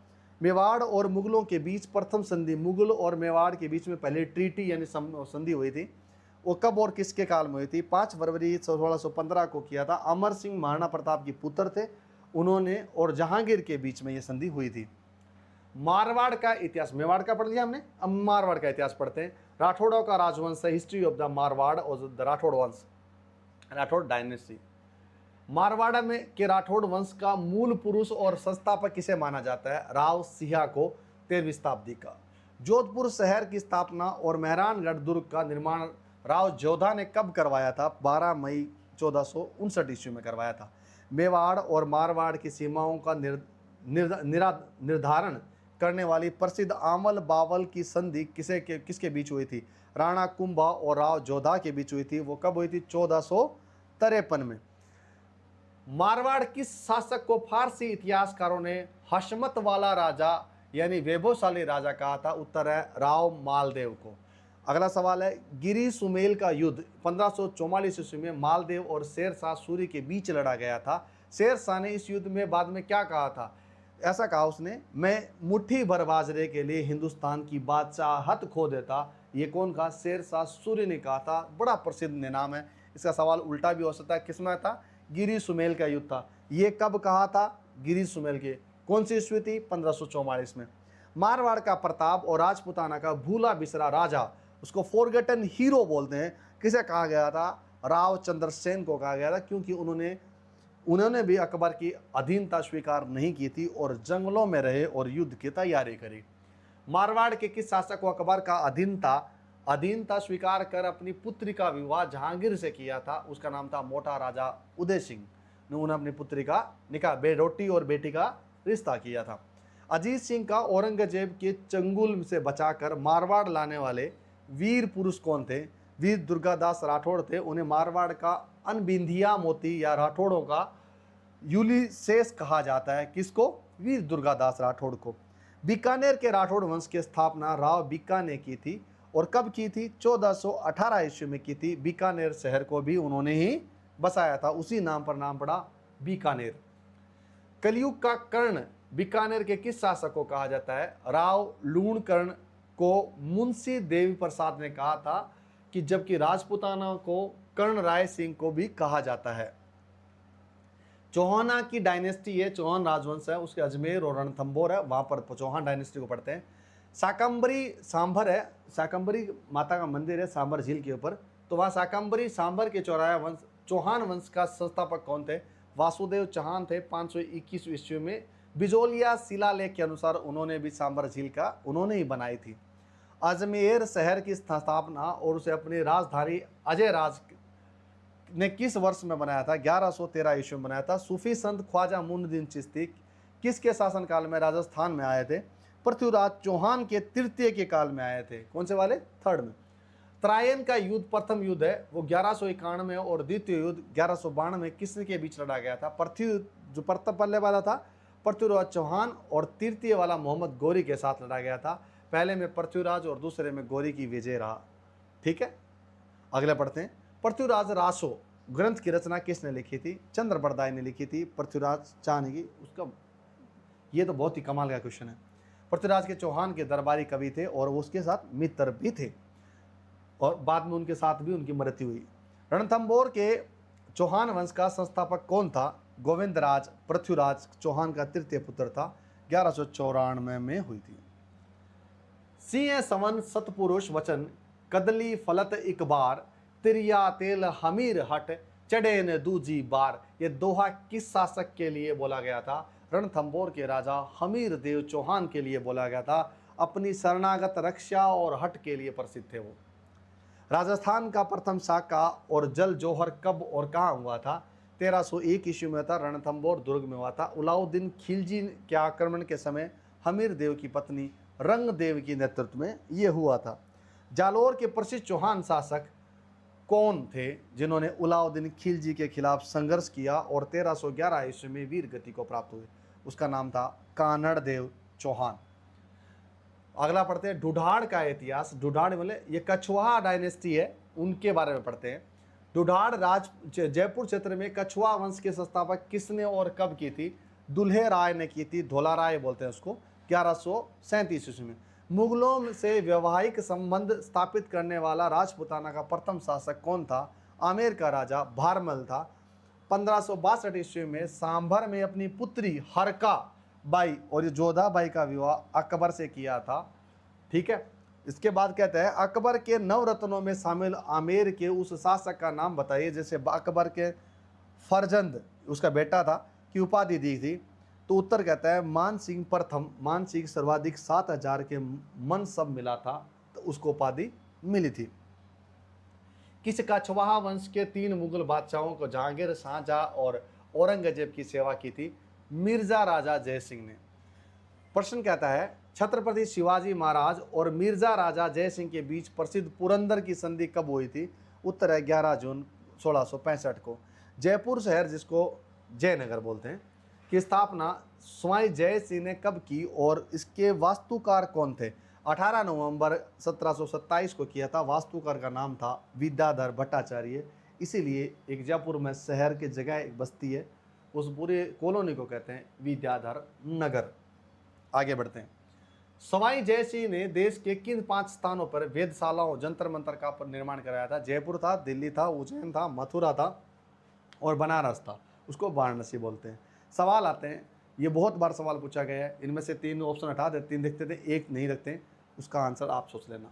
जयपुर के किस शासक के मराठों के दबाव में आकर ईसरलाट, उसको सरगासुली के कूद कर आत्महत्या कर ली थी? ईश्वरी सिंह 1750 ईस्वी में। अगला सवाल 1857 की क्रांति में, राजस्थान की 1857 में क्रांति हुई, रिवोल्ट थी, क्रांति थी, उसमें क्या क्या हुआ, किसकी भागीदार रही और क्या रहा? 1857 की क्रांति में समय राजस्थान में कुल कितने ब्रिटिश सैनिक छावनियों में थे?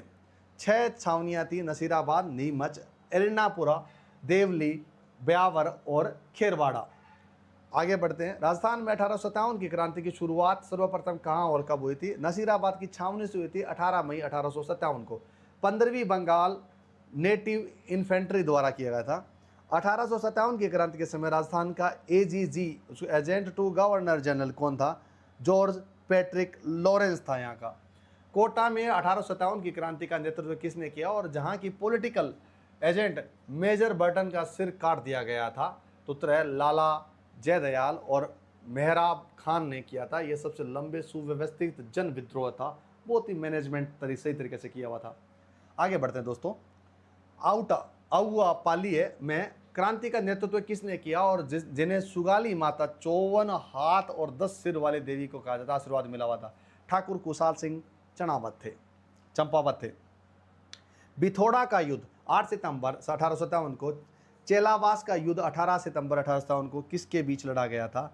ठाकुर कुशाल सिंह की क्रांतिकारी सेना और अंग्रेजों जो जोधपुर के संयुक्त सेना के बीच हुआ था। चेलावास के युद्ध के काले गोरे का युद्ध भी कहा जाता है। कोई सवाल पूछे काले गोरे का युद्ध किसको बोला जाता है?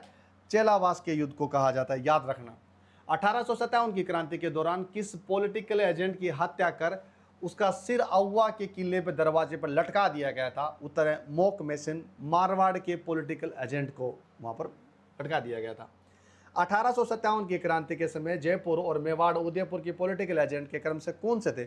जयपुर मेजर ईडन, मेवाड़ का था मेजर शावर्स। 2 थे, जयपुर का था मेजर ईडन, मेवाड़ का था मेजर शावर्स। राजपूताना का वह एकमात्र शासक कौन था जिसने अपनी सेना को लेकर अंग्रेजों की मदद के लिए राज्य से बाहर यानी पंजाब हरियाणा में गया था? उसका नाम है बीकानेर के महाराजा सरदार सिंह। अगला प्रश्न है 1857 की क्रांति में फांसी पर लटकने वाले राजस्थान के प्रथम व्यक्ति कौन थे जिन्होंने राजपूताना का भामाशाह भी कहा जाता है? और अमरचंद बांटिया उसका नाम है, बीकानेर निवासी, जिन्होंने झांसी की रानी की आर्थिक मदद की थी राजस्थान में। किसान और जनजातीय आंदोलन जो हमारे थे, पीस एंड ट्राइबल मूवमेंट्स थे हमारे, तो उसमें बात करते हैं। भारत का सबसे लंबा 44 वर्ष से चलने वाला पूर्णतः अहिंसात्मक किसान आंदोलन कौन सा था? इसको बोलते हैं बिजोलिया किसान आंदोलन है। 1897 में चला था, 1941 तक वो चलता रहा भीलवाड़ा के अंदर। बिजोलिया किसान आंदोलन के द्वितीय चरण का नेतृत्व 1916 में किसने किया था? विजय सिंह पथिक ने किया। ये बहुत प्रसिद्ध है। उनका मूल नाम भूप सिंह था। उन्होंने भारत के किसान आंदोलन का जनक भी कहा जाता है विजय सिंह पथिक को। विजय सिंह पथिक को उसने बिजोलिया आंदोलन के कारण उसको कहा जाता है। प्रश्न कहता है आगे, विजय सिंह पथिक ने किसानों की समस्याओं को देश के सामने लाने के लिए कानपुर से निकलने वाले किस समाचार पत्र का उपयोग किया था? उत्तर है प्रताप समाचार पत्र का। संपादक थे गणेश शंकर विद्यार्थी।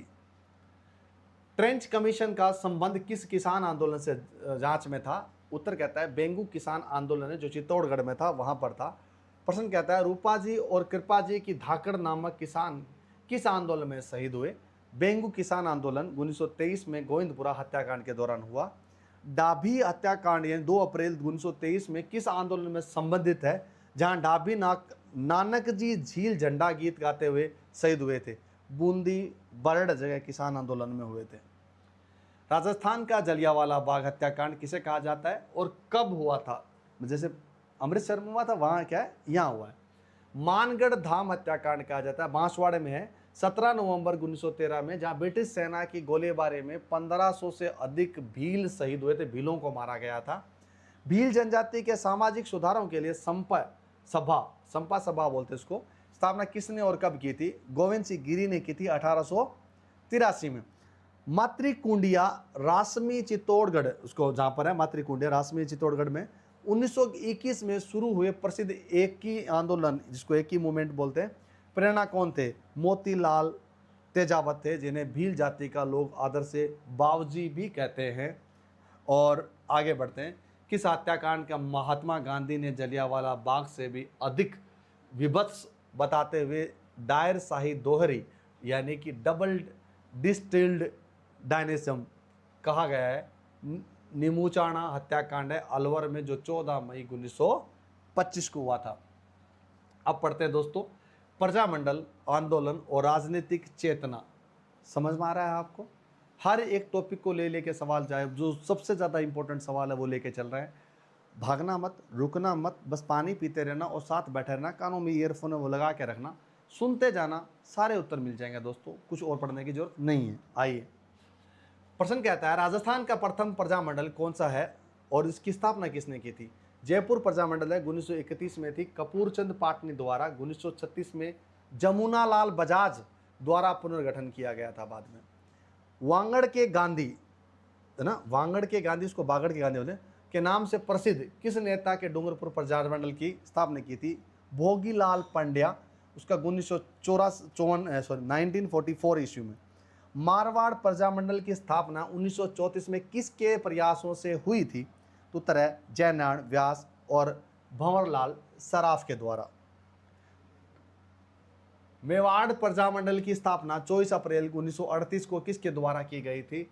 माणिक्यलाल वर्मा द्वारा की गई थी। प्रथम अध्यक्ष थे बलवंत सिंह मेहता। और बीकानेर प्रजामंडल की स्थापना 1936 में कलकत्ता यानी राज्य से बाहर था, स्टेट से बाहर है, किस द्वारा की गई थी? वेद माघाराम द्वारा किया गया था। सिरोही प्रजामंडल की स्थापना मुंबई में किसके द्वारा की गई थी, जिन्हें राजस्थान का गांधी भी कहा जाता है? नाम है गोकुल भाई भट्ट। और कब हुआ था? 1939 में। पढ़ते हैं आगे। जेंटलमैन एग्रीमेंट 1942 में हुआ था, किन के बीच हुआ था, जिसके कारण जयपुर प्रजामंडल ने भारत छोड़ो आंदोलन में भाग नहीं लिया था? उत्तर है प्रजामंडल अध्यक्ष हीरालाल शास्त्री और जयपुर के प्रधानमंत्री मिर्जा इस्माइल के बीच में हुआ था। ये आज़ाद मोर्चा का गठन जयपुर में भारत छोड़ो आंदोलन में भाग लेने के लिए किसने किया था? उसका नाम है बाबा हरिश्चंद्र ने किया था। सवाल अगला है, स्वतंत्रता आंदोलन के दौरान जेल में जिंदा जला दिए गए जैसलमेर के प्रसिद्ध स्वतंत्रता सेनानी का कौन थे? उसका नाम था सागरमाल गोपा। उन्होंने जैसलमेर का गुंडा राज पुस्तक लिखी थी, इसलिए उसको जला दिया गया। राजस्थान के किस क्रांतिकारी के पूरे परिवार भाई जोरावर सिंह और पुत्र प्रताप सिंह ने देश के लिए अपने प्राण को न्यौछावर कर दिया था? केसरी सिंह बारहट। उन्होंने मेवाड़ महाराणा के दिल्ली दरबार में जाने से रोकने के लिए मना कर दिया था। और चेतावनी चुगटिया सोरठे उसने ही लिखी थी। राजस्थान के बहुत सारे वीर थे दोस्तों, कहानियाँ पढ़ते जाइए, क्वेश्चन भी आएंगे और वीरता भी दिखेगी। मेरी माँ रोती है तो रोने दो, मैं अपनी माँ को हंसाने के लिए हजारों माताओं को नहीं रुला सकता। यह कथन किस युवा क्रांतिकारी ने कहा था? नाम है प्रताप सिंह बारहट। बरेली जेल में यातनाओं के दौरान कहा था कि तुम मुझसे मान जाओ, उन्होंने बोला नहीं मानूंगा। राजस्थान के लोह पुरुष आयरन मैन उसको राजस्थान कहा जाता है, उसका नाम है दामोदर लाल व्यास। उसका क्या नाम है? दामोदर लाल व्यास। अगला क्वेश्चन कहता है वागड़ की बा के नाम से कौन प्रसिद्ध है जिन्होंने स्वतंत्रता आंदोलन में महिलाओं का नेतृत्व किया था? मणि बहन पंड्या, भोगीलाल पंड्या की पत्नी। अगला पढ़ते हैं, राजस्थान का एकीकरण, है ना, इंटीग्रेशन, मतलब भारत एकीकरण हुआ था, कब हुआ था, कैसे हुआ था, इस पर भी गौर दे देते हैं। स्वतंत्रता के समय राजस्थान के कुल कितने रियासतें थी और ठिकाने कितने थे दोस्तों? 19 रियासतें थी, 3 ठिकाने थे, कुशलगढ़, लावा और नीमराना, और एक केंद्र शासित प्रदेश भी हमारे पास था, उसका नाम था अजमेर और मेरवाड़ा। आगे बढ़ते हैं। राजस्थान का एकीकरण कुल कितने चरणों में हुआ, कितने स्टेजेस में अपना पूरा कंप्लीट हुआ? 7 चरणों में हुआ। कुल समय 8 वर्ष 7 माह और 14 दिन लगे थे। कितने? 8 वर्ष 7 माह और 14 दिन लगा राजस्थान को एकीकरण होने में। एकीकरण का प्रथम चरण का कौन सा था और इसका गठन कब हुआ? मत्स्य संघ, है ना, मत्स्य संघ था। वो क्या किया? 18 मार्च 1948 को इसने अलवर, भरतपुर, धौलपुर और करौली शामिल थे, सब लोग राजस्थान में आ गए। मत्स्य संघ का नामकरण किसके सुझाव पर किया गया था? के एम मुंशी, कन्हैया लाल, माणिक लाल मुंशी के सुझाव पर किया गया था। मत्स्य संघ का राज प्रमुख किसे बनाया गया था? धौलपुर के महाराजा उदयभान सिंह को बनाया गया था। संयुक्त राजस्थान तीसरे चरण में, जिसको पूरा कंप्लीट राजस्थान बोलते हैं, 18 अप्रैल 1948 का उद्घाटन किसने किया था और किसके प्रधानमंत्री कौन बोले थे? उद्घाटन जवाहरलाल नेहरू ने किया था। प्रधानमंत्री माणिक्य लाल वर्मा बने थे और उदयपुर के महाराणा प्रताप भूपाल सिंह को राज प्रमुख बनाया था राजस्थान के।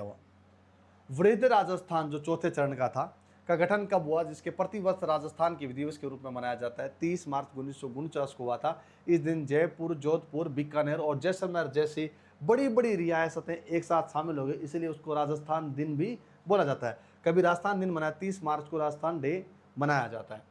वृद्ध राजस्थान के प्रथम और एकमात्र महाराजा प्रमुख कौन थे? उनका नाम है उदयपुर के महाराणा भूपाल सिंह, जबकि जयपुर के स्वाई मान सिंह द्वितीय राज प्रमुख बने थे। राजस्थान के प्रथम मुख्यमंत्री, प्रधानमंत्री, उसको उस टाइम में बोला गया था। एकीकरण के चौथे चरण में कौन बने थे? हीरालाल शास्त्री वहां पर बने थे। आगे बढ़ते हैं। किस समिति के सिफारिश पर मत्स्य संघ को वृद्ध राजस्थान में मिलाकर संयुक्त वृद्ध राजस्थान में 5वां चरण में बनाया गया था? डॉक्टर शंकरराव देव समिति के सिफारिश पर। अजमेर, मेरवाड़ा और सिरोही के आबू देलवाड़ा के भाग को किस चरण में राजस्थान में शामिल किया? 7वें और अंतिम चरण में किया था। 1 नवंबर 1956 को राज्य का पुनर्गठन हुआ और आयोग की सिफारिश भी की गई। यानी अब याद रहेगा आपको, 1 नवंबर 1956 का राजस्थान का पूर्ण गठन हुआ था। आधुनिक राजस्थान का निर्माण पूर्ण गठन के रूप में कब संपन्न हुआ और जब राज्यपाल का पद भी सर्जित हुआ था? 1 नवंबर 1956 को। इस दिन राजस्थान का क्या हुआ? प्रथम राज्यपाल का गुरुमुख निहाल सिंह बने थे और मोहनलाल सुखाड़िया मुख्यमंत्री थे। इससे क्या पता लगता है? राजस्थान के सबसे पहले मुख्यमंत्री कौन थे? मोहनलाल सुखाड़िया। और यहाँ के राज्यपाल कौन थे? गुरुमुख निहाल सिंह थे। आगे बढ़ते हैं। राज्य का राज्यपाल कौन कौन थे? चलिए गवर्नर के बारे में पढ़ लेते हैं। राज्य की कार्यपालिका संवैधानिक प्रमुख कौन होता है? राज्यपाल होता है राज्य की कार्यपालिका का। संविधान के किस अनुच्छेद से उल्लेख है कि प्रत्येक राज्य के लिए एक राज्यपाल होगा? तो उत्तर है अनुच्छेद 153। राज्यपाल की किस नियुक्ति में किसके द्वारा की जाती है? भारत के राष्ट्रपति द्वारा राज्यपाल की नियुक्ति की जाती है। राज्यपाल के पद पर नियुक्ति के लिए न्यूनतम आयु कितनी सीमा बताई गई है? 35 वर्ष मिनिमम चाहिए। राज्यपाल को पद की शपथ कौन दिलाता है? संबंधित राज्य के उच्च न्यायालय, वहाँ का हाई कोर्ट का जो जज होता है ना, तो वो दिलवाते हैं। मुख्य न्यायाधीश होते हैं वो करते हैं, चीफ जस्टिस होता है वो कर दिलवाते हैं उनको। राजस्थान के प्रथम राज्यपाल कौन थे? गुरुमुख निहाल सिंह थे। राजस्थान का प्रथम महिला राज्यपाल कौन बने? प्रतिभा पाटिल बने, वो आगे जाकर राष्ट्रपति भी बने। राज्यपाल का अपना त्याग पत्र किसे संबंधित करता है? राष्ट्रपति को अपना संबोधित करता है त्याग पत्र। किसको दे सकता है? वो राष्ट्रपति को। राज्य विधानसभा में एंग्लो इंडियन सदस्य के मनोनीत करने का अधिकार किसे था, जो अब समाप्त कर दिया गया है? तो उत्तर है राज्यपाल को था, अनुच्छेद 353 के तहत। एंग्लो इंडियन भारत और दूसरा देश का। आगे बढ़ते हैं। राज्य के विश्वविद्यालयों का कुलाधिपति, जिसको चांसलर बोलते हैं, कौन होता है? राज्यपाल होता है। पूरे राज्य के विश्वविद्यालयों का कुलाधिपति चांसलर होता है, वो राज्यपाल ही होता है। राज्यपाल द्वारा जारी अध्यादेश, उसको ऑर्डिनेंस बोलते हैं, कि अधिकतम अवधि विधानसभा स्तर में शुरू होने के बाद कितने समय तक होती है? 6 सप्ताह तक। आगे कहता है राजस्थान के किस राज्यपाल का निधन उनके पद पर रहते हुए सर्वप्रथम हुआ था? दरबार सिंह हुआ था 1998 में। क्या राज्यपाल का मृत्युदंड की सजा की पूरी तरह से माफ करने का अधिकार है? नहीं, मृत्युदंड की पूरी तरह के माफ करने का अधिकार केवल राष्ट्रपति के पास में। राज्यपाल में से केवल स्थगित और कम कर सकता है, इनके पास इतना ही राइट हो सकता है। राजस्थान के एकमात्र महाराजा प्रमुख कौन थे? उदयपुर के महाराणा भूपाल सिंह थे, उनको राज्यपाल बनाए। उसके राजस्थान के एकमात्र महाराजा के प्रमुख थे संविधान के किस अनुच्छेद के तहत राज्यपाल को मुख्यमंत्री की सूचना मांगने का अधिकार है? अनुच्छेद 167 के तहत। मुख्यमंत्री और मंत्रिपरिषद के बारे में छोटा छोटा जिक्र कर लेते हैं। क्या करते हैं? राज्य मंत्रिपरिषद की बैठक की अध्यक्षता कौन करता है? मुख्यमंत्री करता है, राज्य की मंत्रिपरिषद की, है ना। जैसे भारत देश की मंत्रिपरिषद कौन करता है? प्रधानमंत्री, वैसे मुख्यमंत्री। राजस्थान के प्रथम मुख्यमंत्री मनोनीत कौन थे? हीरालाल शास्त्री थे। राजस्थान के प्रथम मनोनीत की बात हो रही, समझ रहे बात? हीरालाल। राजस्थान के प्रथम निर्वाचित, इसको डेमोक्रेटिक मुख्यमंत्री बोलते हैं, इसका नाम टीकाराव पालीवाल था 1952 में। राजस्थान के किस मुख्यमंत्री ने सबसे लंबे समय तक, लगभग 17 वर्षों तक शासन किया था? मोहनलाल सुखाड़िया थे। उन्होंने आधुनिक राजस्थान का निर्माता भी कहा जाता है। राजस्थान का प्रथम महिला मुख्यमंत्री कौन थी? वसुंधरा राजे सिंधिया थी। राजस्थान के एकमात्र मुस्लिम अल्पसंख्यक मुख्यमंत्री बने थे जिनकी मृत्यु पद पर रहते हुए हुई थी, बरकतुल्लाह खान। उसी बरकतुल्लाह खान के नाम पर जोधपुर में क्या एक स्टेडियम है। राजस्थान के प्रथम गैर कांग्रेसी मुख्यमंत्री कौन बने थे? भैरू सिंह शेखावत 1977 में बने थे। वो थे जनता पार्टी के थ्रू, उस टाइम बीजेपी नहीं थी, जनता पार्टी थी। और मुख्यमंत्री की नियुक्ति के संविधान के किस अनुच्छेद के तहत की जाती है? अनुच्छेद 164 के तहत। राज्य के मंत्रिपरिषद का सामूहिक रूप से किसके द्वारा प्रति उत्तरदायी होता है? राज्य के विधानसभा के प्रति होता है। 91वें संविधान के संशोधन के अनुसार राजस्थान के मंत्रिपरिषद के मुख्यमंत्री सहित अधिकतम कितनी मंत्री हो सकते हैं? 30 मंत्री हो सकते हैं, कुल विधानसभा की सीटों के 15%, यानी कुल जो सीटें होती हैं उसका 15% ही हो सकते हैं, 30 मंत्री हो सकते हैं। आगे जब बढ़ेगी तो और ज़्यादा हो जाएंगे। राजस्थान के मंत्रिपरिषद के सदस्यों की न्यूनतम संख्या कितनी होनी चाहिए? 12, यानी 11 मंत्री और एक क्या हो सकते हैं? मुख्यमंत्री। राजस्थान में मंत्रिपरिषद के सदस्य। राजस्थान के किस मुख्यमंत्री ने अनुसूचित जाति SC कैटेगरी से पहले मुख्यमंत्री बने और गौरव प्राप्त किया? उनका नाम था जगन्नाथ पहाड़िया। क्या नाम था उसका? जगन्नाथ पहाड़िया। सबसे कम समय, मात्र 16 दिन तक राजस्थान के मुख्यमंत्री रहने वाले नेता कौन थे? हीरालाल देवपुरा थे। मात्र 16 डेज का टाइम पीरियड रहा और फिर वो नहीं रहे, हटा दिया गया। राज्य योजनाएं बोर्ड, स्टेट प्लानिंग बोर्ड है, उसका अध्यक्षता कौन करता है? उसको मुख्यमंत्री ही करता है। मुख्यमंत्री के वेतन और भत्तों के निर्धारण कौन करता है? राज्य विधानसभा करती है और विधानसभा उन्हीं के पास होती है। वर्तमान में राजस्थान विधानसभा क्या क्या है? स्टेट लेजिस्लेटिव असेंबली है, उसके बारे में बात करते हैं। वर्तमान में राजस्थान का विधानसभा कुल कितनी सीटें हैं? 200 सीटें हैं। प्रथम राजस्थान का विधानसभा 1952 में कुल कितनी सीटें थी? 160 सीटें थी, 200 बढ़ चुकी है, अब और आगे जाके और बढ़ जाएगी। राजस्थान की विधानसभा की सीटें 160 से बढ़ाकर 200 किस विधानसभा के दौरान की गई थी? छठी विधानसभा, यानी 1977 में। कब? जब भैरू सिंह शेखावत बने थे, मुख्यमंत्री बने तब। राजस्थान की विधानसभा के प्रथम अध्यक्ष कौन थे? नरोत्तम लाल जोशी थे। राजस्थान की विधानसभा के प्रथम उपाध्यक्ष कौन चुने गए थे? लाल सिंह सक्तावत थे। राजस्थान की विधानसभा की प्रथम महिला अध्यक्ष कौन थी? उनका नाम है सुमित्रा सिंह थी, 12वीं विधानसभा में थे। राजस्थान की विधानसभा के प्रथम महिला उपाध्यक्ष कौन थे? तारा भंडारी थे। राजस्थान की विधानसभा की प्रथम महिला विधायक कौन बनी थी? यशोदा देवी, बांसवाड़ा में उपचुनाव में थी, उपचुनाव हुआ, उसमें बने 1953 में। विधानसभा का सदस्य MLA बनने के लिए न्यूनतम आयु कितनी चाहिए? 25 वर्ष चाहिए दोस्तों। विधानसभा का सत्र बुलाने और उसे स्थगित करने का अधिकार किसका है? राज्यपाल का। जब चाहे उस पर बुला सकते हैं और जब चाहे स्थगित कर सकते हैं। विधानसभा को 2 स्तरों में बीच अधिकतम कितना अंतर हो सकता है? 6 महीनों के बीच में हो सकता है, समर और विंटर वाला 6 महीनों का। कोई विधेयक, धन विधेयक, जिसको मनी बिल बोलते हैं, या नहीं है, इसका निर्णय राज्य में कौन करता है? विधानसभा का अध्यक्ष करता है। राजस्थान का विधानसभा का भवन निर्माण कहाँ स्थित है? ज्योति नगर में है, जयपुर में। बढ़ते हैं संसद और राजस्थान के प्रतिनिधित्व। राजस्थान में जो पार्लियामेंट है उस पर बात कर लेते हैं। राजस्थान में लोकसभा के लिए कितने सदस्य चुने गए हैं? 25 सदस्य हैं। राजस्थान में से राज्यसभा सीटें कितनी हो सकती है? 10 सीटें होंगी। राजस्थान से संसद पार्लियामेंट में कुल कितने सदस्य भेजे जाते हैं? 35 सदस्य भेजे जाते हैं, जिसमें 25 लोकसभा के हैं और 10 राज्यसभा के हैं। राजस्थान में प्रथम महिला लोकसभा सदस्य सांसद कौन बनी थी? महारानी गायत्री देवी बनी थी 1962 जयपुर में।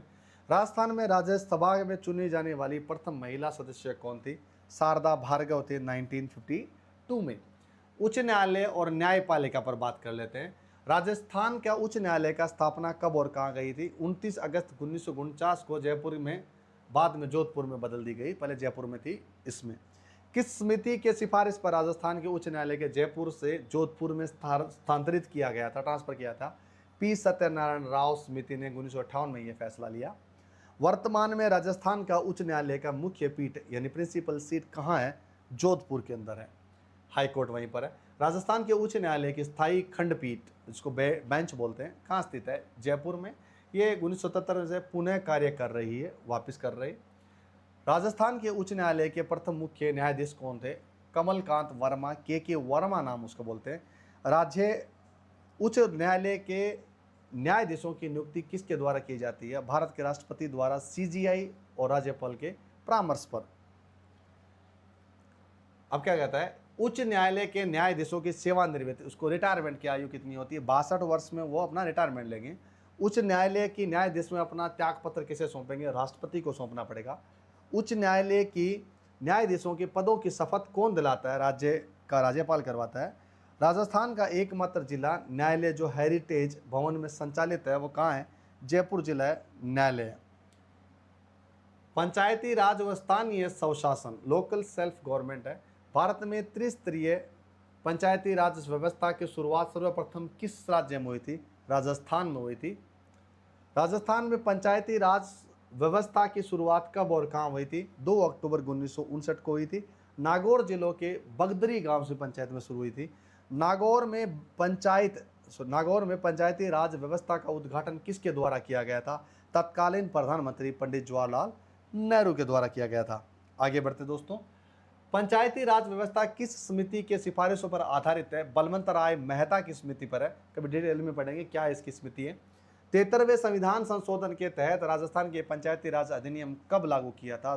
23 अप्रैल 1994 को। पंचायती राज संस्थाओं के चुनाव करवाने की जिम्मेदारी किसकी होती है? राज्य के निर्वाचन आयोग है उसकी होती है। ग्राम पंचायतों के प्रशासनिक प्रमुख कौन होता है? ग्राम का होता है वीडीओ होता है, विलेज डेवलपमेंट ऑफिसर बोलते हैं उसको, ग्राम विकास अधिकारी होता है। इससे पहले ग्राम सेवक भी कहा जाता था उसको। पंचायत समिति का प्रशासनिक प्रधान कौन होता है? खंड विकास होता है, जिसको बीडीओ बोलते हैं, ब्लॉक डेवलपमेंट ऑफिसर होता है। जिला परिषद का मुख्य प्रशासनिक अधिकारी कौन होता है? मुख्य कार्यकारी अधिकारी होता है, सीईओ, मुख्य कार्यकारी अधिकारी। राजस्थान में पंचायती राज संस्थाओं में महिलाओं के लिए कितने प्रतिशत सीटें आरक्षित है? 50% सीटें आरक्षित है। राजस्थान स्थानीय स्वशासन, लोकल सेल्फ गवर्नमेंट कहते हैं उसको, संविधान का किस सूची का विषय? राज्य सूची, स्टेट लिस्ट में आता है। और राजस्थान में सर्वप्रथम नगर पालिका की स्थापना कहाँ और कब हुई थी? माउंट आबू में हुई थी 1864 ईस्वी में। नगरीय निकायों में संबंधित कौन सा संविधान संशोधन है? 74वां संविधान संशोधन है। ग्राम सभा की बैठक वर्ष में न्यूनतम कितनी बार होनी चाहिए? आवश्यक है 4 बार होनी चाहिए। 26 जनवरी, 1 मई, 15 अगस्त और 2 अक्टूबर को ग्राम सभा की बैठक होती है। सरपंच अपना त्याग पत्र किसे सौंपता है? विकास अधिकारी यानी बीडीओ को अपना त्याग पत्र सौंपता है। अगला है प्रशासनिक ढांचा और सचिवालय। इसका क्या आपको अच्छा लग रहा है? ये सारा चीज़ ठीक लग रहा है? अगर ठीक लग रहा है तो नए तो चैनल को सब्सक्राइब करो, और अच्छा लग रहा हो तो कमेंट में जरूर अपनी सलाह दो।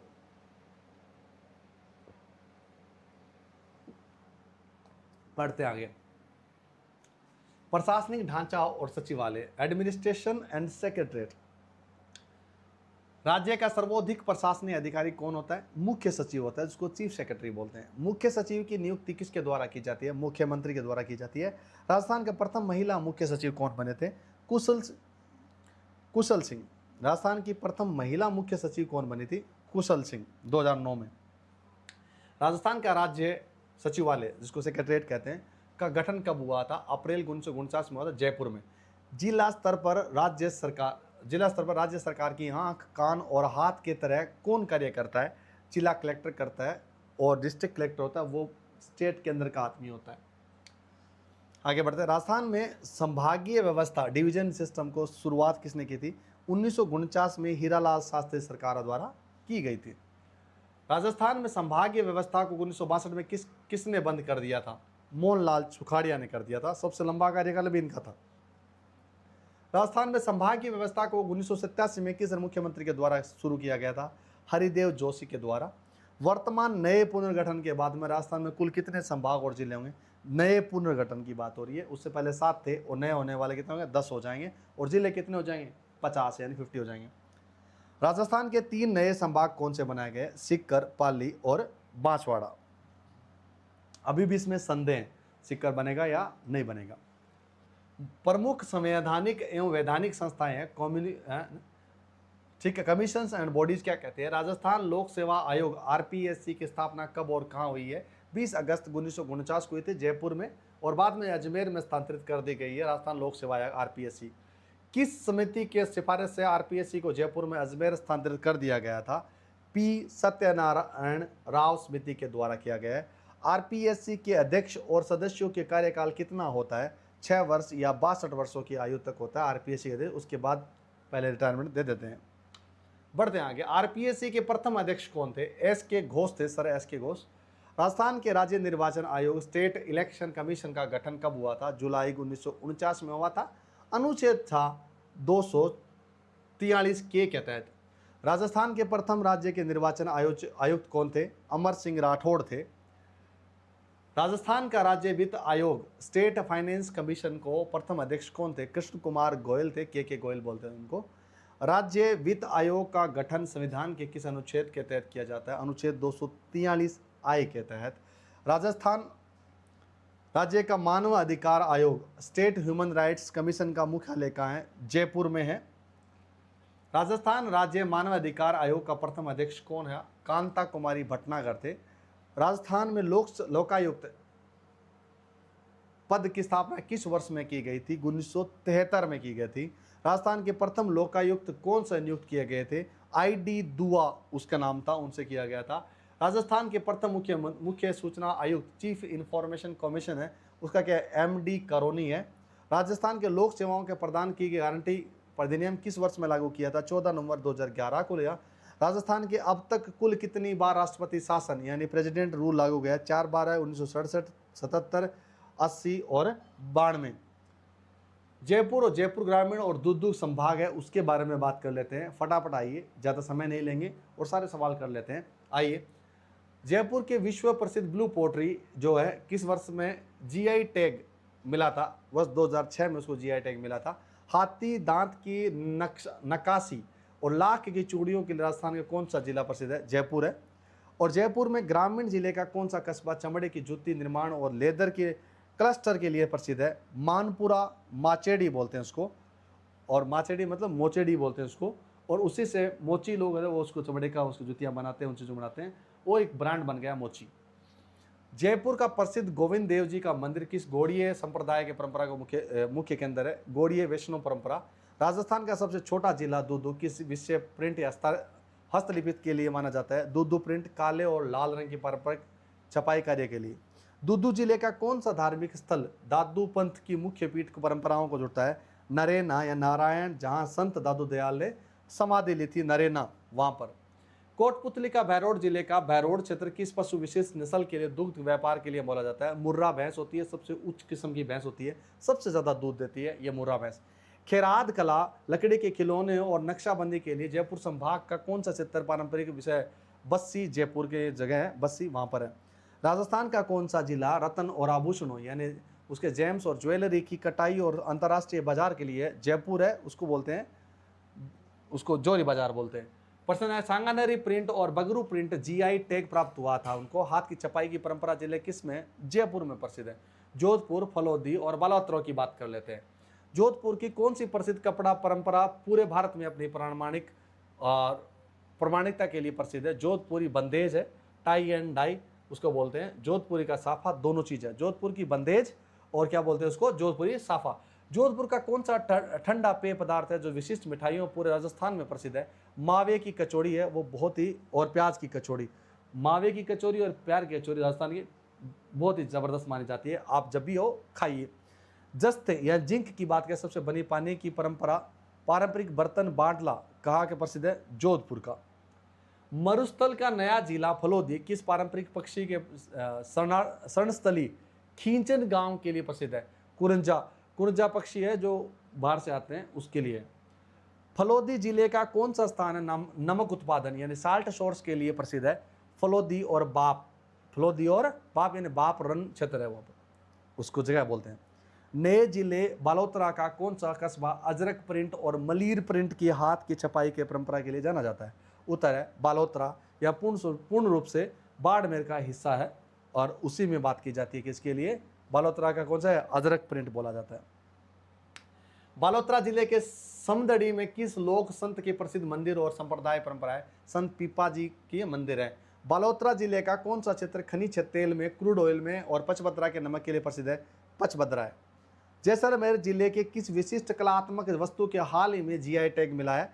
जैसलमेर की कस्सीदाकरी कला, एम्ब्रॉयडरी बोलते हैं उसको ना, एम्ब्रॉयडरी जो बनाते हैं उसमें एम्ब्रॉयडरी है वो वाली। और अगला कहता है जैसलमेर का कौन सा पत्थर अपनी पीली आभा के लिए दुनिया भर में महलों के लिए उपयोग होता है? उसका नाम है पीला सैंडस्टोन, येलो उसको बोलते हैं मार्बल। बीकानेर, अनूपगढ़ और चूरू की बात करते हैं। बीकानेर के किस कलात्मक हस्तशिल्प वस्तु की अंतर्राष्ट्रीय स्तर पर पहचान व जीआई टैग मिला है? बीकानेर भुजिया और उस्ता कला, ऊंट के ऊपर खाल पे जो सोने की जो करते हैं ना कलाकारी, उसको बोलते हैं, उस नक्काशी करते हैं उसको उस्ता कला बोलते हैं। ये उस्ता कला और बीकानेरी भुजिया। बीकानेर का मथरेण कला लोक शिल्प किस धार्मिक परंपरा में संबंधित है? जैन धार्मिक परंपरा, यानी गीली दीवारों पर पौराणिक चित्र बनाते हैं उसके लिए प्रसिद्ध है। बीकानेर का जामसर क्षेत्र किस खनिज के लिए सबसे बड़े भंडार के लिए प्रसिद्ध होता है? जिप्सम के लिए। प्रोटेम स्पीकर की नियुक्ति कौन करता है? राज्यपाल करता है, निर्वाचित विधायकों के शपथ दिलाने के लिए।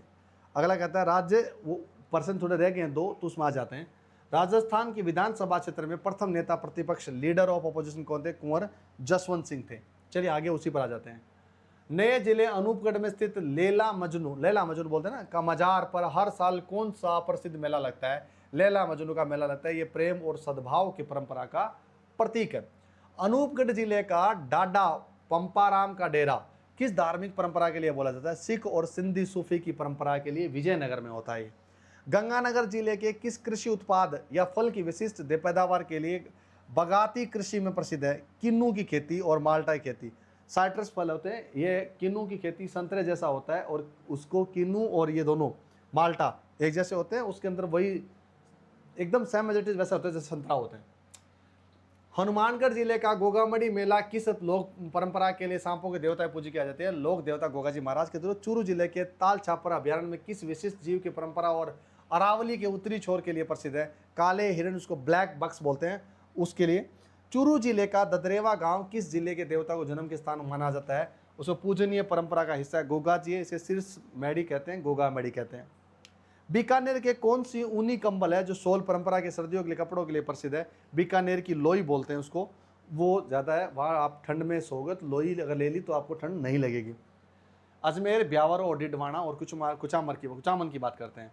अजमेर की ख्वाजा मुइनुद्दीन चिश्ती की दरगाह लगने वाला उर्स का किस सूफी परंपरा के तहत उसे सबसे बड़ा केंद्र माना जाता है? चिश्ती सूफी संप्रदाय के लिए।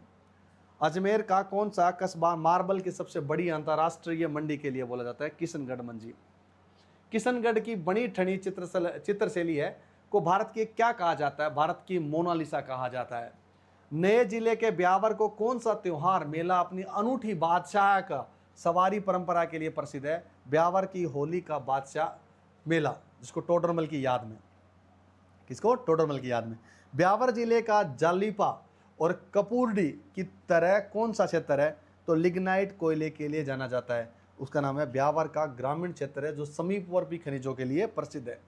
नए जिले डीडवाना और कुचामन के कौन से खारे पानी की झील औद्योगिक नमक सोडियम सल्फेट के लिए प्रसिद्ध है? डीडवाना झील। डीडवाना कुचामन जिले का मकराना कस्बा किस खनिज की वैश्विक प्रमाणिकता और ग्लोबल हेरिटेज जोन के लिए प्रसिद्ध है? उसका जो है सफ़ेद संगमर, व्हाइट मार्बल उसके लिए प्रसिद्ध है, डीडवाना और कुचामन के।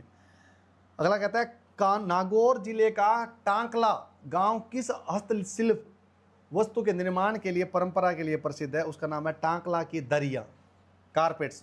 दरिया किसको? कारपेट्स को, जो लगाते हैं घर पे लगाते हैं।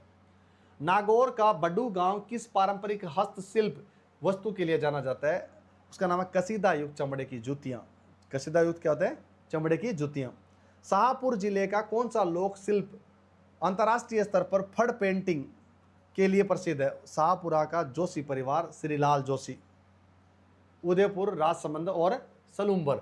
उदयपुर का मौलेला गांव जो अब राजसमंद में है, किस मिट्टी के लिए, हस्तशिल्प के लिए प्रसिद्ध है? टोरकोटा कला, जिसको मूर्ति कला जीआई टैग भी मिला हुआ है। टेराकोटा है, उस पर क्या है, कला है, मूर्ति कला है, उसको जीआई टैग मिला हुआ है। राजसमंद के जिले का नाथद्वारा कस्बा किस चित्रकला और हस्तशिल्प के कला के परंपरा के लिए वैश्विक स्तर पर प्रसिद्ध है? पिछवाई पेंटिंग बोलते हैं उसको, चांदी के तारों से, आभूषण से उसके तारकसी की जाती है। राजसमंद जिले में कांकरोली कस्बा किस बड़े औद्योगिक निर्माण के लिए प्रसिद्ध है? टायर और ट्यूब निर्माण के लिए सबसे ज़्यादा प्रसिद्ध है कौन? कांकरोली। नए जिले में सलूम्बर की जयसमंद झील के टापुओं पर कौन सी जनजाति पारंपरिक रूप से निवास करती है? भील और मीना जनजाति, बाबा का भाखड़ा और प्यारी टापू। चित्तौड़गढ़ जिले का अकोला गांव किस वस्त्र छपाई के परंपरा के लिए माना जाता है? दाबू प्रिंट है और जाजम छपाई है। क्या बोलते हैं? दाबू प्रिंट और जाजम छपाई। चित्तौड़गढ़ का बस्सी कस्बा किस कास्ट कला, लकड़ी की हस्तकला के लिए प्रसिद्ध है? लकड़ी के विमान, जो विमान है, उसे कास्ट कला के लिए कावड़ निर्माण करते हैं वो। भीलवाड़ा जिले के पूरे भारत में किस औद्योगिक वस्तुओं के उत्पादन के लिए टेक्सटाइल सिटी कहा जाता है? सिंथेटिक यार्न, यानी जो सिंथेटिक धागा होता है, सूती कपड़े का जो धागा होता है, उसका निर्माण करता है। भीलवाड़ा का पूर्वनेड़ा क्षेत्र किस धात्विक खनिज के लिए, पट्टी के लिए प्रसिद्ध है? तांबा और लोहा इसके लिए। कोटा, बारा और झालावाड़ की बात कर लेते हैं दोस्तों। कोटा जिला की कौन सी विशेष बुनावट वाली साड़ी का भारत सरकार से जीआई टैग मिला है? कोटा डोरिया की साड़ी है। केथुन कस्बा मिलती है कोटा डोरिया की साड़ी। कोटा डोरिया सूट भी मिलता है, बड़ी प्रसिद्ध है। कोटा का कौन सा पत्थर फर्श निर्माण के लिए, निर्माण में उद्योग देश के लिए भेजा जाता है? उसको बोलते हैं कोटा स्टोन, बोलते हैं। लाइमस्टोन का एक प्रकार है कोटा स्टोन। बाना जिले का बंडदेवरा मंदिर किस स्थापत्य कला और धार्मिक परंपरा के लिए प्रसिद्ध है? हाड़ौती का खजुराहो, मिनी खजुराहो कहते हैं उसे बोलते हैं पंचायतन शैली।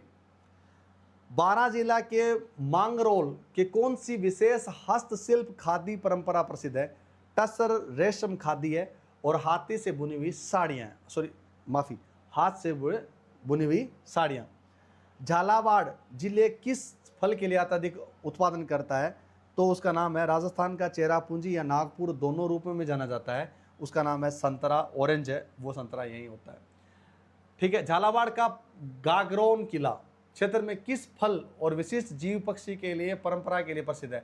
गागरोन अमरूद के लिए है और गागरोनी तोता, हुइया तोता, जो इंसानों की आवाज़ में नकल करता है, जो वो कौन सा है? गागरोनी तोता है, वो वाला गागरोन का वहाँ पर है। झालावाड़ के झालारापाटन शहर में अपनी किस भौगोलिक विशेषताओं और मंदिरों के लिए प्रसिद्ध है? घंटियों का शहर है, सिटी ऑफ बेल्स है और सूर्य मंदिर है।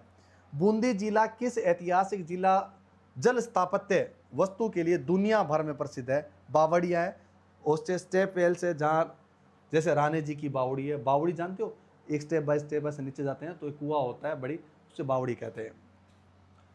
बूंदी के कौन सा चित्रकला शैली बहलों की दीवारों पर सजीव परंपरा के लिए प्रसिद्ध है? बूंदी भीति चित्रकला उमेद सिंह काल की थी। भीति चित्रकला अंदर की जो चित्रकला है उसके लिए होती है। हाड़ौती क्षेत्र का कौन सा मिट्टी का बर्तन, जिसको पोटरी बोलते हैं अंग्रेजी में, अपनी हल्की बुनावट के लिए जाना जाता है? कागजी पोटरी, यानी कागजों के द्वारा बनाई हुई है, उसके लिए उसे डबल कट पोटरी बोलते हैं। भरतपुर, डीग और धौलपुर। भरतपुर जिले का बंसी पहाड़पुर किस विशेष पत्थर के लिए प्रसिद्ध है, जिसका उपयोग बड़े सांस्कृतिक मंदिरों में किया जाता है? गुलाबी और लाल सैंडस्टोन है, इसी को अयोध्या मंदिर में भी लगाया गया है। ये बंसी की पहाड़ों पर है। भरतपुर की सरसों का खल और वनस्पति घी उद्योग किस नाम से प्रसिद्ध है? इंजन छाप सरसों तेल है, उसको कहाँ है? भरतपुर के सरसों के खल का बनता है। कौन सा? इंजन छाप सरसों। नए जिले डीग की उसके किस स्थापत्य कला और प्राकृतिक परंपरा के कारण जाना जाता है? उत्तर है जल महलों की नगरी, उसे फाउंटेन्स एंड वाटर प्लेसेस बोलते हैं। डीग जिले का कौन सा कस्बा टायरा और प्राचीन लोहे युगीन सभ्यता के लिए प्रसिद्ध है? नोह सभ्यता का स्थल है। धौलपुर जिले का कौन सा पत्थर संसद भवन और राष्ट्रपति भवन के निर्माण में इस्तेमाल हुआ है? लाल पत्थर, उसको रेड स्टोन बोलते हैं, जिसे धौलपुर स्टोन भी कहते हैं। धौलपुर का मचकुंड तीर्थ किस धार्मिक परंपरा के विशेष माना जाता है? तीर्थों का भांजा बोला जाता है। सभी तीर्थों का यात्रा के बाद में जहाँ स्नान की परंपरा है वो है कहाँ? मचकुंड है। ठीक है। प्रश्न कहता है करौली जिले का कौन सा बांध मिट्टी के निर्माण का सबसे बड़ा अनूठा उदाहरण है? पांचना बांध है, 5 नदियों का संगम पर बना मिट्टी का बांध है। करौली की केला देवी की आराधना में गाया जाने वाला पारंपरिक गीत है वो लांगूरिया गीत है। सवाई माधोपुर जिले का कौन सा फल कृषि वस्तु के सर्दियों में सबसे बड़ा व्यापारी केंद्र बनता है? उसका नाम है अमरूद गवावा। यहाँ का अमरूद उत्कृष्ट श्रेणी का बनता है, बहुत ही मीठा बनता है, स्वादिष्ट बनता है। सवाई माधोपुर के रणथंभौर में किस भगवान का अनूठा मेला और मोदक परंपरा प्रसिद्ध है? त्रिनेत्र गणेश जी का मेला है। वहाँ पर क्या भाद्रपद, वहाँ पर क्या मिलता है? रणथंभौर में एकमात्र गणेश जी का मंदिर यहीं पर अवेलेबल है। सीकर, झुंझुनू और नीम का थाना उस साइड में चल लेते हैं दोस्तों।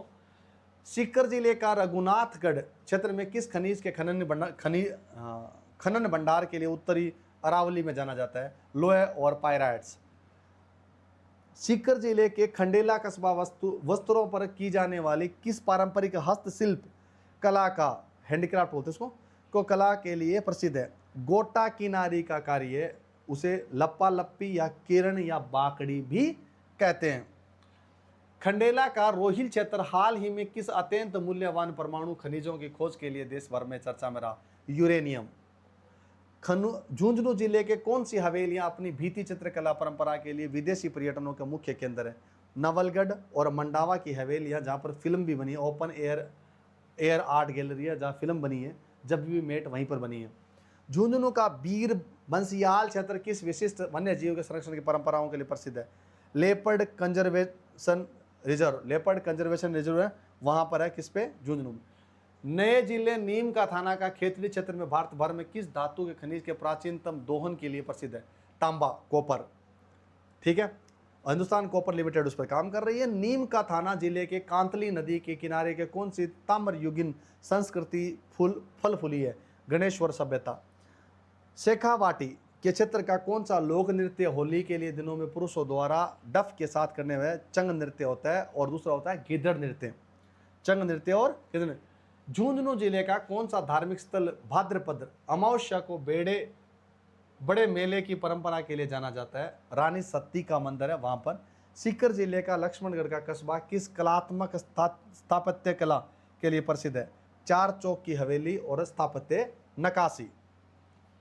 पाली, जालौर और सांचौर में चलते हैं। प्रश्न कहता है कि पाली जिले का सोजत कस्बा किस प्राकृतिक वनस्पति वस्तु के लिए विश्व भर में प्रसिद्ध है? सोजत की मेहंदी को जीआई टैग मिला हुआ है, और सबसे अच्छी मेहंदी अगर लगाई जाती है वो सोजत की मेहंदी ही होती है। पाली जिले का फालना कस्बा किस दैनिक उपयोग के लिए वस्तु में बड़े पैमाने पर निर्माण के लिए प्रसिद्ध है? छाता उद्योग है, अम्ब्रेला वहाँ पर बनता है पाली जिले के फालना कस्बा में। पाली का जोआईबाद किस विशिष्ट जलीय जीव और तेंदुए के लिए सह अस्तित्व के परंपरा के लिए जाना जाता है? उसका नाम है मगरमच्छ यानी क्रोकोडाइल्स वाई लेपर्ड है। जालौर जिले के किस बेशकीमती निर्माण खनिज के लिए अत्यधिक खनन के कारण ग्रेनाइट सिटी कहलाता है? गुलाबी और सिंदूरी ग्रेनाइट। जालौर का लेटा गांव किस पारंपरिक वस्त्र हस्तशिल्प वस्तुओं के लिए प्रसिद्ध है? खेसले एक प्रकार की मोटी कलात्मक चादर के है, कंबल है, उसके थ्रू। जालौर का हरजी गांव किस लोक कला हस्तशिल्प की परंपरा के लिए जाना जाता है? मिट्टी के घोड़े यानी लोक देवता मामा जी के घोड़े को परंपरा में माना जाता है। चलिए आगे बढ़ते हैं। नए जिले सांचौर का पंजाब का तर्ज पर भौगोलिक रूप से क्या उपनाम दिया गया है? राजस्थान का पंजाब यानी 5 नदियों का नहरों का प्रवाह होता है, उसे पंजाब कहते हैं। राजस्थान का पंजाब कौन सा है? सांचौर। सांचौर जिले का कौन सा क्षेत्र नर्मदा नहर परियोजना में सबसे पहले लाभान्वित होने की कृषि परंपरा से जुड़ा है? सीलू गांव है जहां नर्मदा का पानी राजस्थान में प्रवेश करता है। सिरोही जिले के कौन सी तलवार निर्माण परंपरा राजा महाराजाओं के काल से ही पूरी भारत में प्रसिद्ध है? सिरोही की तलवारें। सिरोही का कौन सा पर्वतीय स्थान चीकू की मिट्टी पैदावार के लिए कृषि भूगोल के लिए प्रसिद्ध है? माउंट आबू। आगे बढ़ते हैं। बांसवाड़ा, डूंगरपुर और प्रतापगढ़। प्रतापगढ़ जिले में कौन सी विशेष हस्तशिल्प कला है? बेल्जियम कांच पर सोने की नक्काशी करते हैं, अंतर्राष्ट्रीय स्तर पर प्रसिद्ध है। कौन सी? थेवा कला बोलते हैं उसको जीआई टैग भी मिला हुआ है। प्रतापगढ़ का सीता माता अभ्यारण्य किस विशेष उड़ने वाले जीव के लिए प्राकृतिक परंपरा के लिए प्रसिद्ध है? उड़न गिलहरी, फ्लाइंग स्क्वेरल बोलते हैं उसको। डूंगरपुर जिले के गलियाकोट कस्बा किस विशिष्ट हस्तशिल्प उद्योग के लिए जाना जाता है? रमकड़ा उद्योग है, इसको सॉफ्ट स्टोन या घिया पत्थर के सुंदर खिलौने होते हैं, उसके बनाया जाता है डूंगरपुर में। गलियाकोट में स्थित बाबा फकरुद्दीन की मजार किस धार्मिक मुस्लिम परंपरा के सबसे बड़ा केंद्र है? बोहरा संप्रदाय के लिए उसका उर्स है, वहां पर मनाया जाता है। डूंगरपुर जिले के नवाटापरा में आयोजित बणेश्वर मेला किस जनजाति परंपरा के कुंभ कहलाता है? भील जनजातियों के लिए होता है। आदिवासियों का यह महाकुंभ भी कहलाता है। आगे बढ़ते हैं। बांसवाड़ा का जिला किस खनिज बड़े भंडारों की हालिया खोज और माइनिंग लीड के कारण चर्चा में? सोना, इसको गोल्ड बोलते हैं, आनंद भूकिया क्षेत्र के अंदर है, वहां पर है। बांसवाड़ा जिले के तलवाड़ा कस्बे में किस पत्थर की मूर्तियां बनाने की प्राचीन मूर्तिकला परंपरा है? सफेद और काले पत्थर की मूर्तियां बनती है, त्रिपुरा मंदिर में, मंदिर के पास है। बांसवाड़ा की भील जनजाति द्वारा बांस से बनाई जाने वाली कौन सी तीर कमान हस्तशिल्प कला प्रसिद्ध है? चंदू जी का गड्ढा और बोड़ी गामा के तीर कमान, इन दो प्रसिद्ध है। डूंगरपुर की कौन सी सफेद संगमरमर की बारीकी नक्काशी वाली जालियां महलों में ऊपर उपयोग होती है? डूंगरपुर की नक्काशी कला। राजस्थान का कौन सा दक्षिणी जिला महुआ के वृक्षों में पारंपरिक कल्पवृक्ष के शराब हेरिटेज लीकर बनाने के परंपरा के लिए माना जाता है? बांसवाड़ा और डूंगरपुर। उदयपुर जिला किस खनिज के भारत में सबसे बड़ा भंडार और धातु शोधन, इसको स्मेल्टिंग बोलते हैं, के लिए प्रसिद्ध है? उत्तर है सीसा और जस्ता, लेड और जिंक और चांदी। क्या कहता है? उदयपुर जिला किस खनिज में भारत में सबसे भंडार है? सीसा, जस्ता और चांदी के लिए। जावर माइंस है इसके लिए, लेड जिंक है। उदयपुर की कौन सी कठपुतली निर्माण और लोक कला परंपरा दुनिया में भर में सराही जाती है, मतलब प्रेज की जाती है? कठपुतली कला है जो भारतीय लोक कला का मंडल द्वारा सुरक्षित है। ये बहुत सारे सुंदर थे, अच्छे अच्छे सवाल थे आपके लिए, हमने बनाए, तैयार किए। ये हम पूरे उस राजस्थान के पूरे जीके को भी लेके चलें। इससे पहले वाली क्लास थी, सारे उसके हमने कल्चर को लेकर चलें। उम्मीद करते हैं कुछ भी चीज़ छोड़ा नहीं होगा। अगर ये 2 क्लासें आप लेते हो तो मुझे लगता है ये ज़्यादा बहुत ही बेनिफिट मिलेगा। इसके अलावा एक क्लास और आने वाली है, वह करंट की, जो आने वाले इस पूरे जो बीते 6 से 12 महीनों में बीता है उस सब के लिए हम क्लास लेके आ रहे हैं। अगर ये वीडियो आपको अच्छी लगी हो तो दोस्तों को ज़रूर साझा कर देना प्लीज़। हम थोड़ी सी मेहनत करते हैं, आपने भी मेहनत करी है, पढ़ लिया आपने इतनी देर। मैं चाहता हूँ आप इसे और बाकी दोस्तों में साझा करो, उन ग्रुप्स में करो, ताकि कोई भी अब जो लड़का या लड़की, जो बच्चे पढ़ रहे हैं, वो उसको फ़ायदा मिल जाए, फटाफट वो रिवीजन कर ले। ये फास्ट ट्रैक रिवीजन था दोस्तों। आपके एग्ज़ाम के लिए बेस्ट विशेज़ है मेरी तरफ से। अगर नए हो तो सब्सक्राइब कर लेना और लाइक, और जो भी सलाह है अच्छी सलाह भी दे के जाना, अच्छी और बुरी जो भी है। और प्लीज़ इतना सा रिक्वेस्ट है, 1, 2, 5 जितना हो सके उतने लोगों से शेयर ज़रूर कर लेना। Thank you so much. आपका दिन और दुनिया बहुत सुंदर रहे। आप देव के साथ थे। Thank you.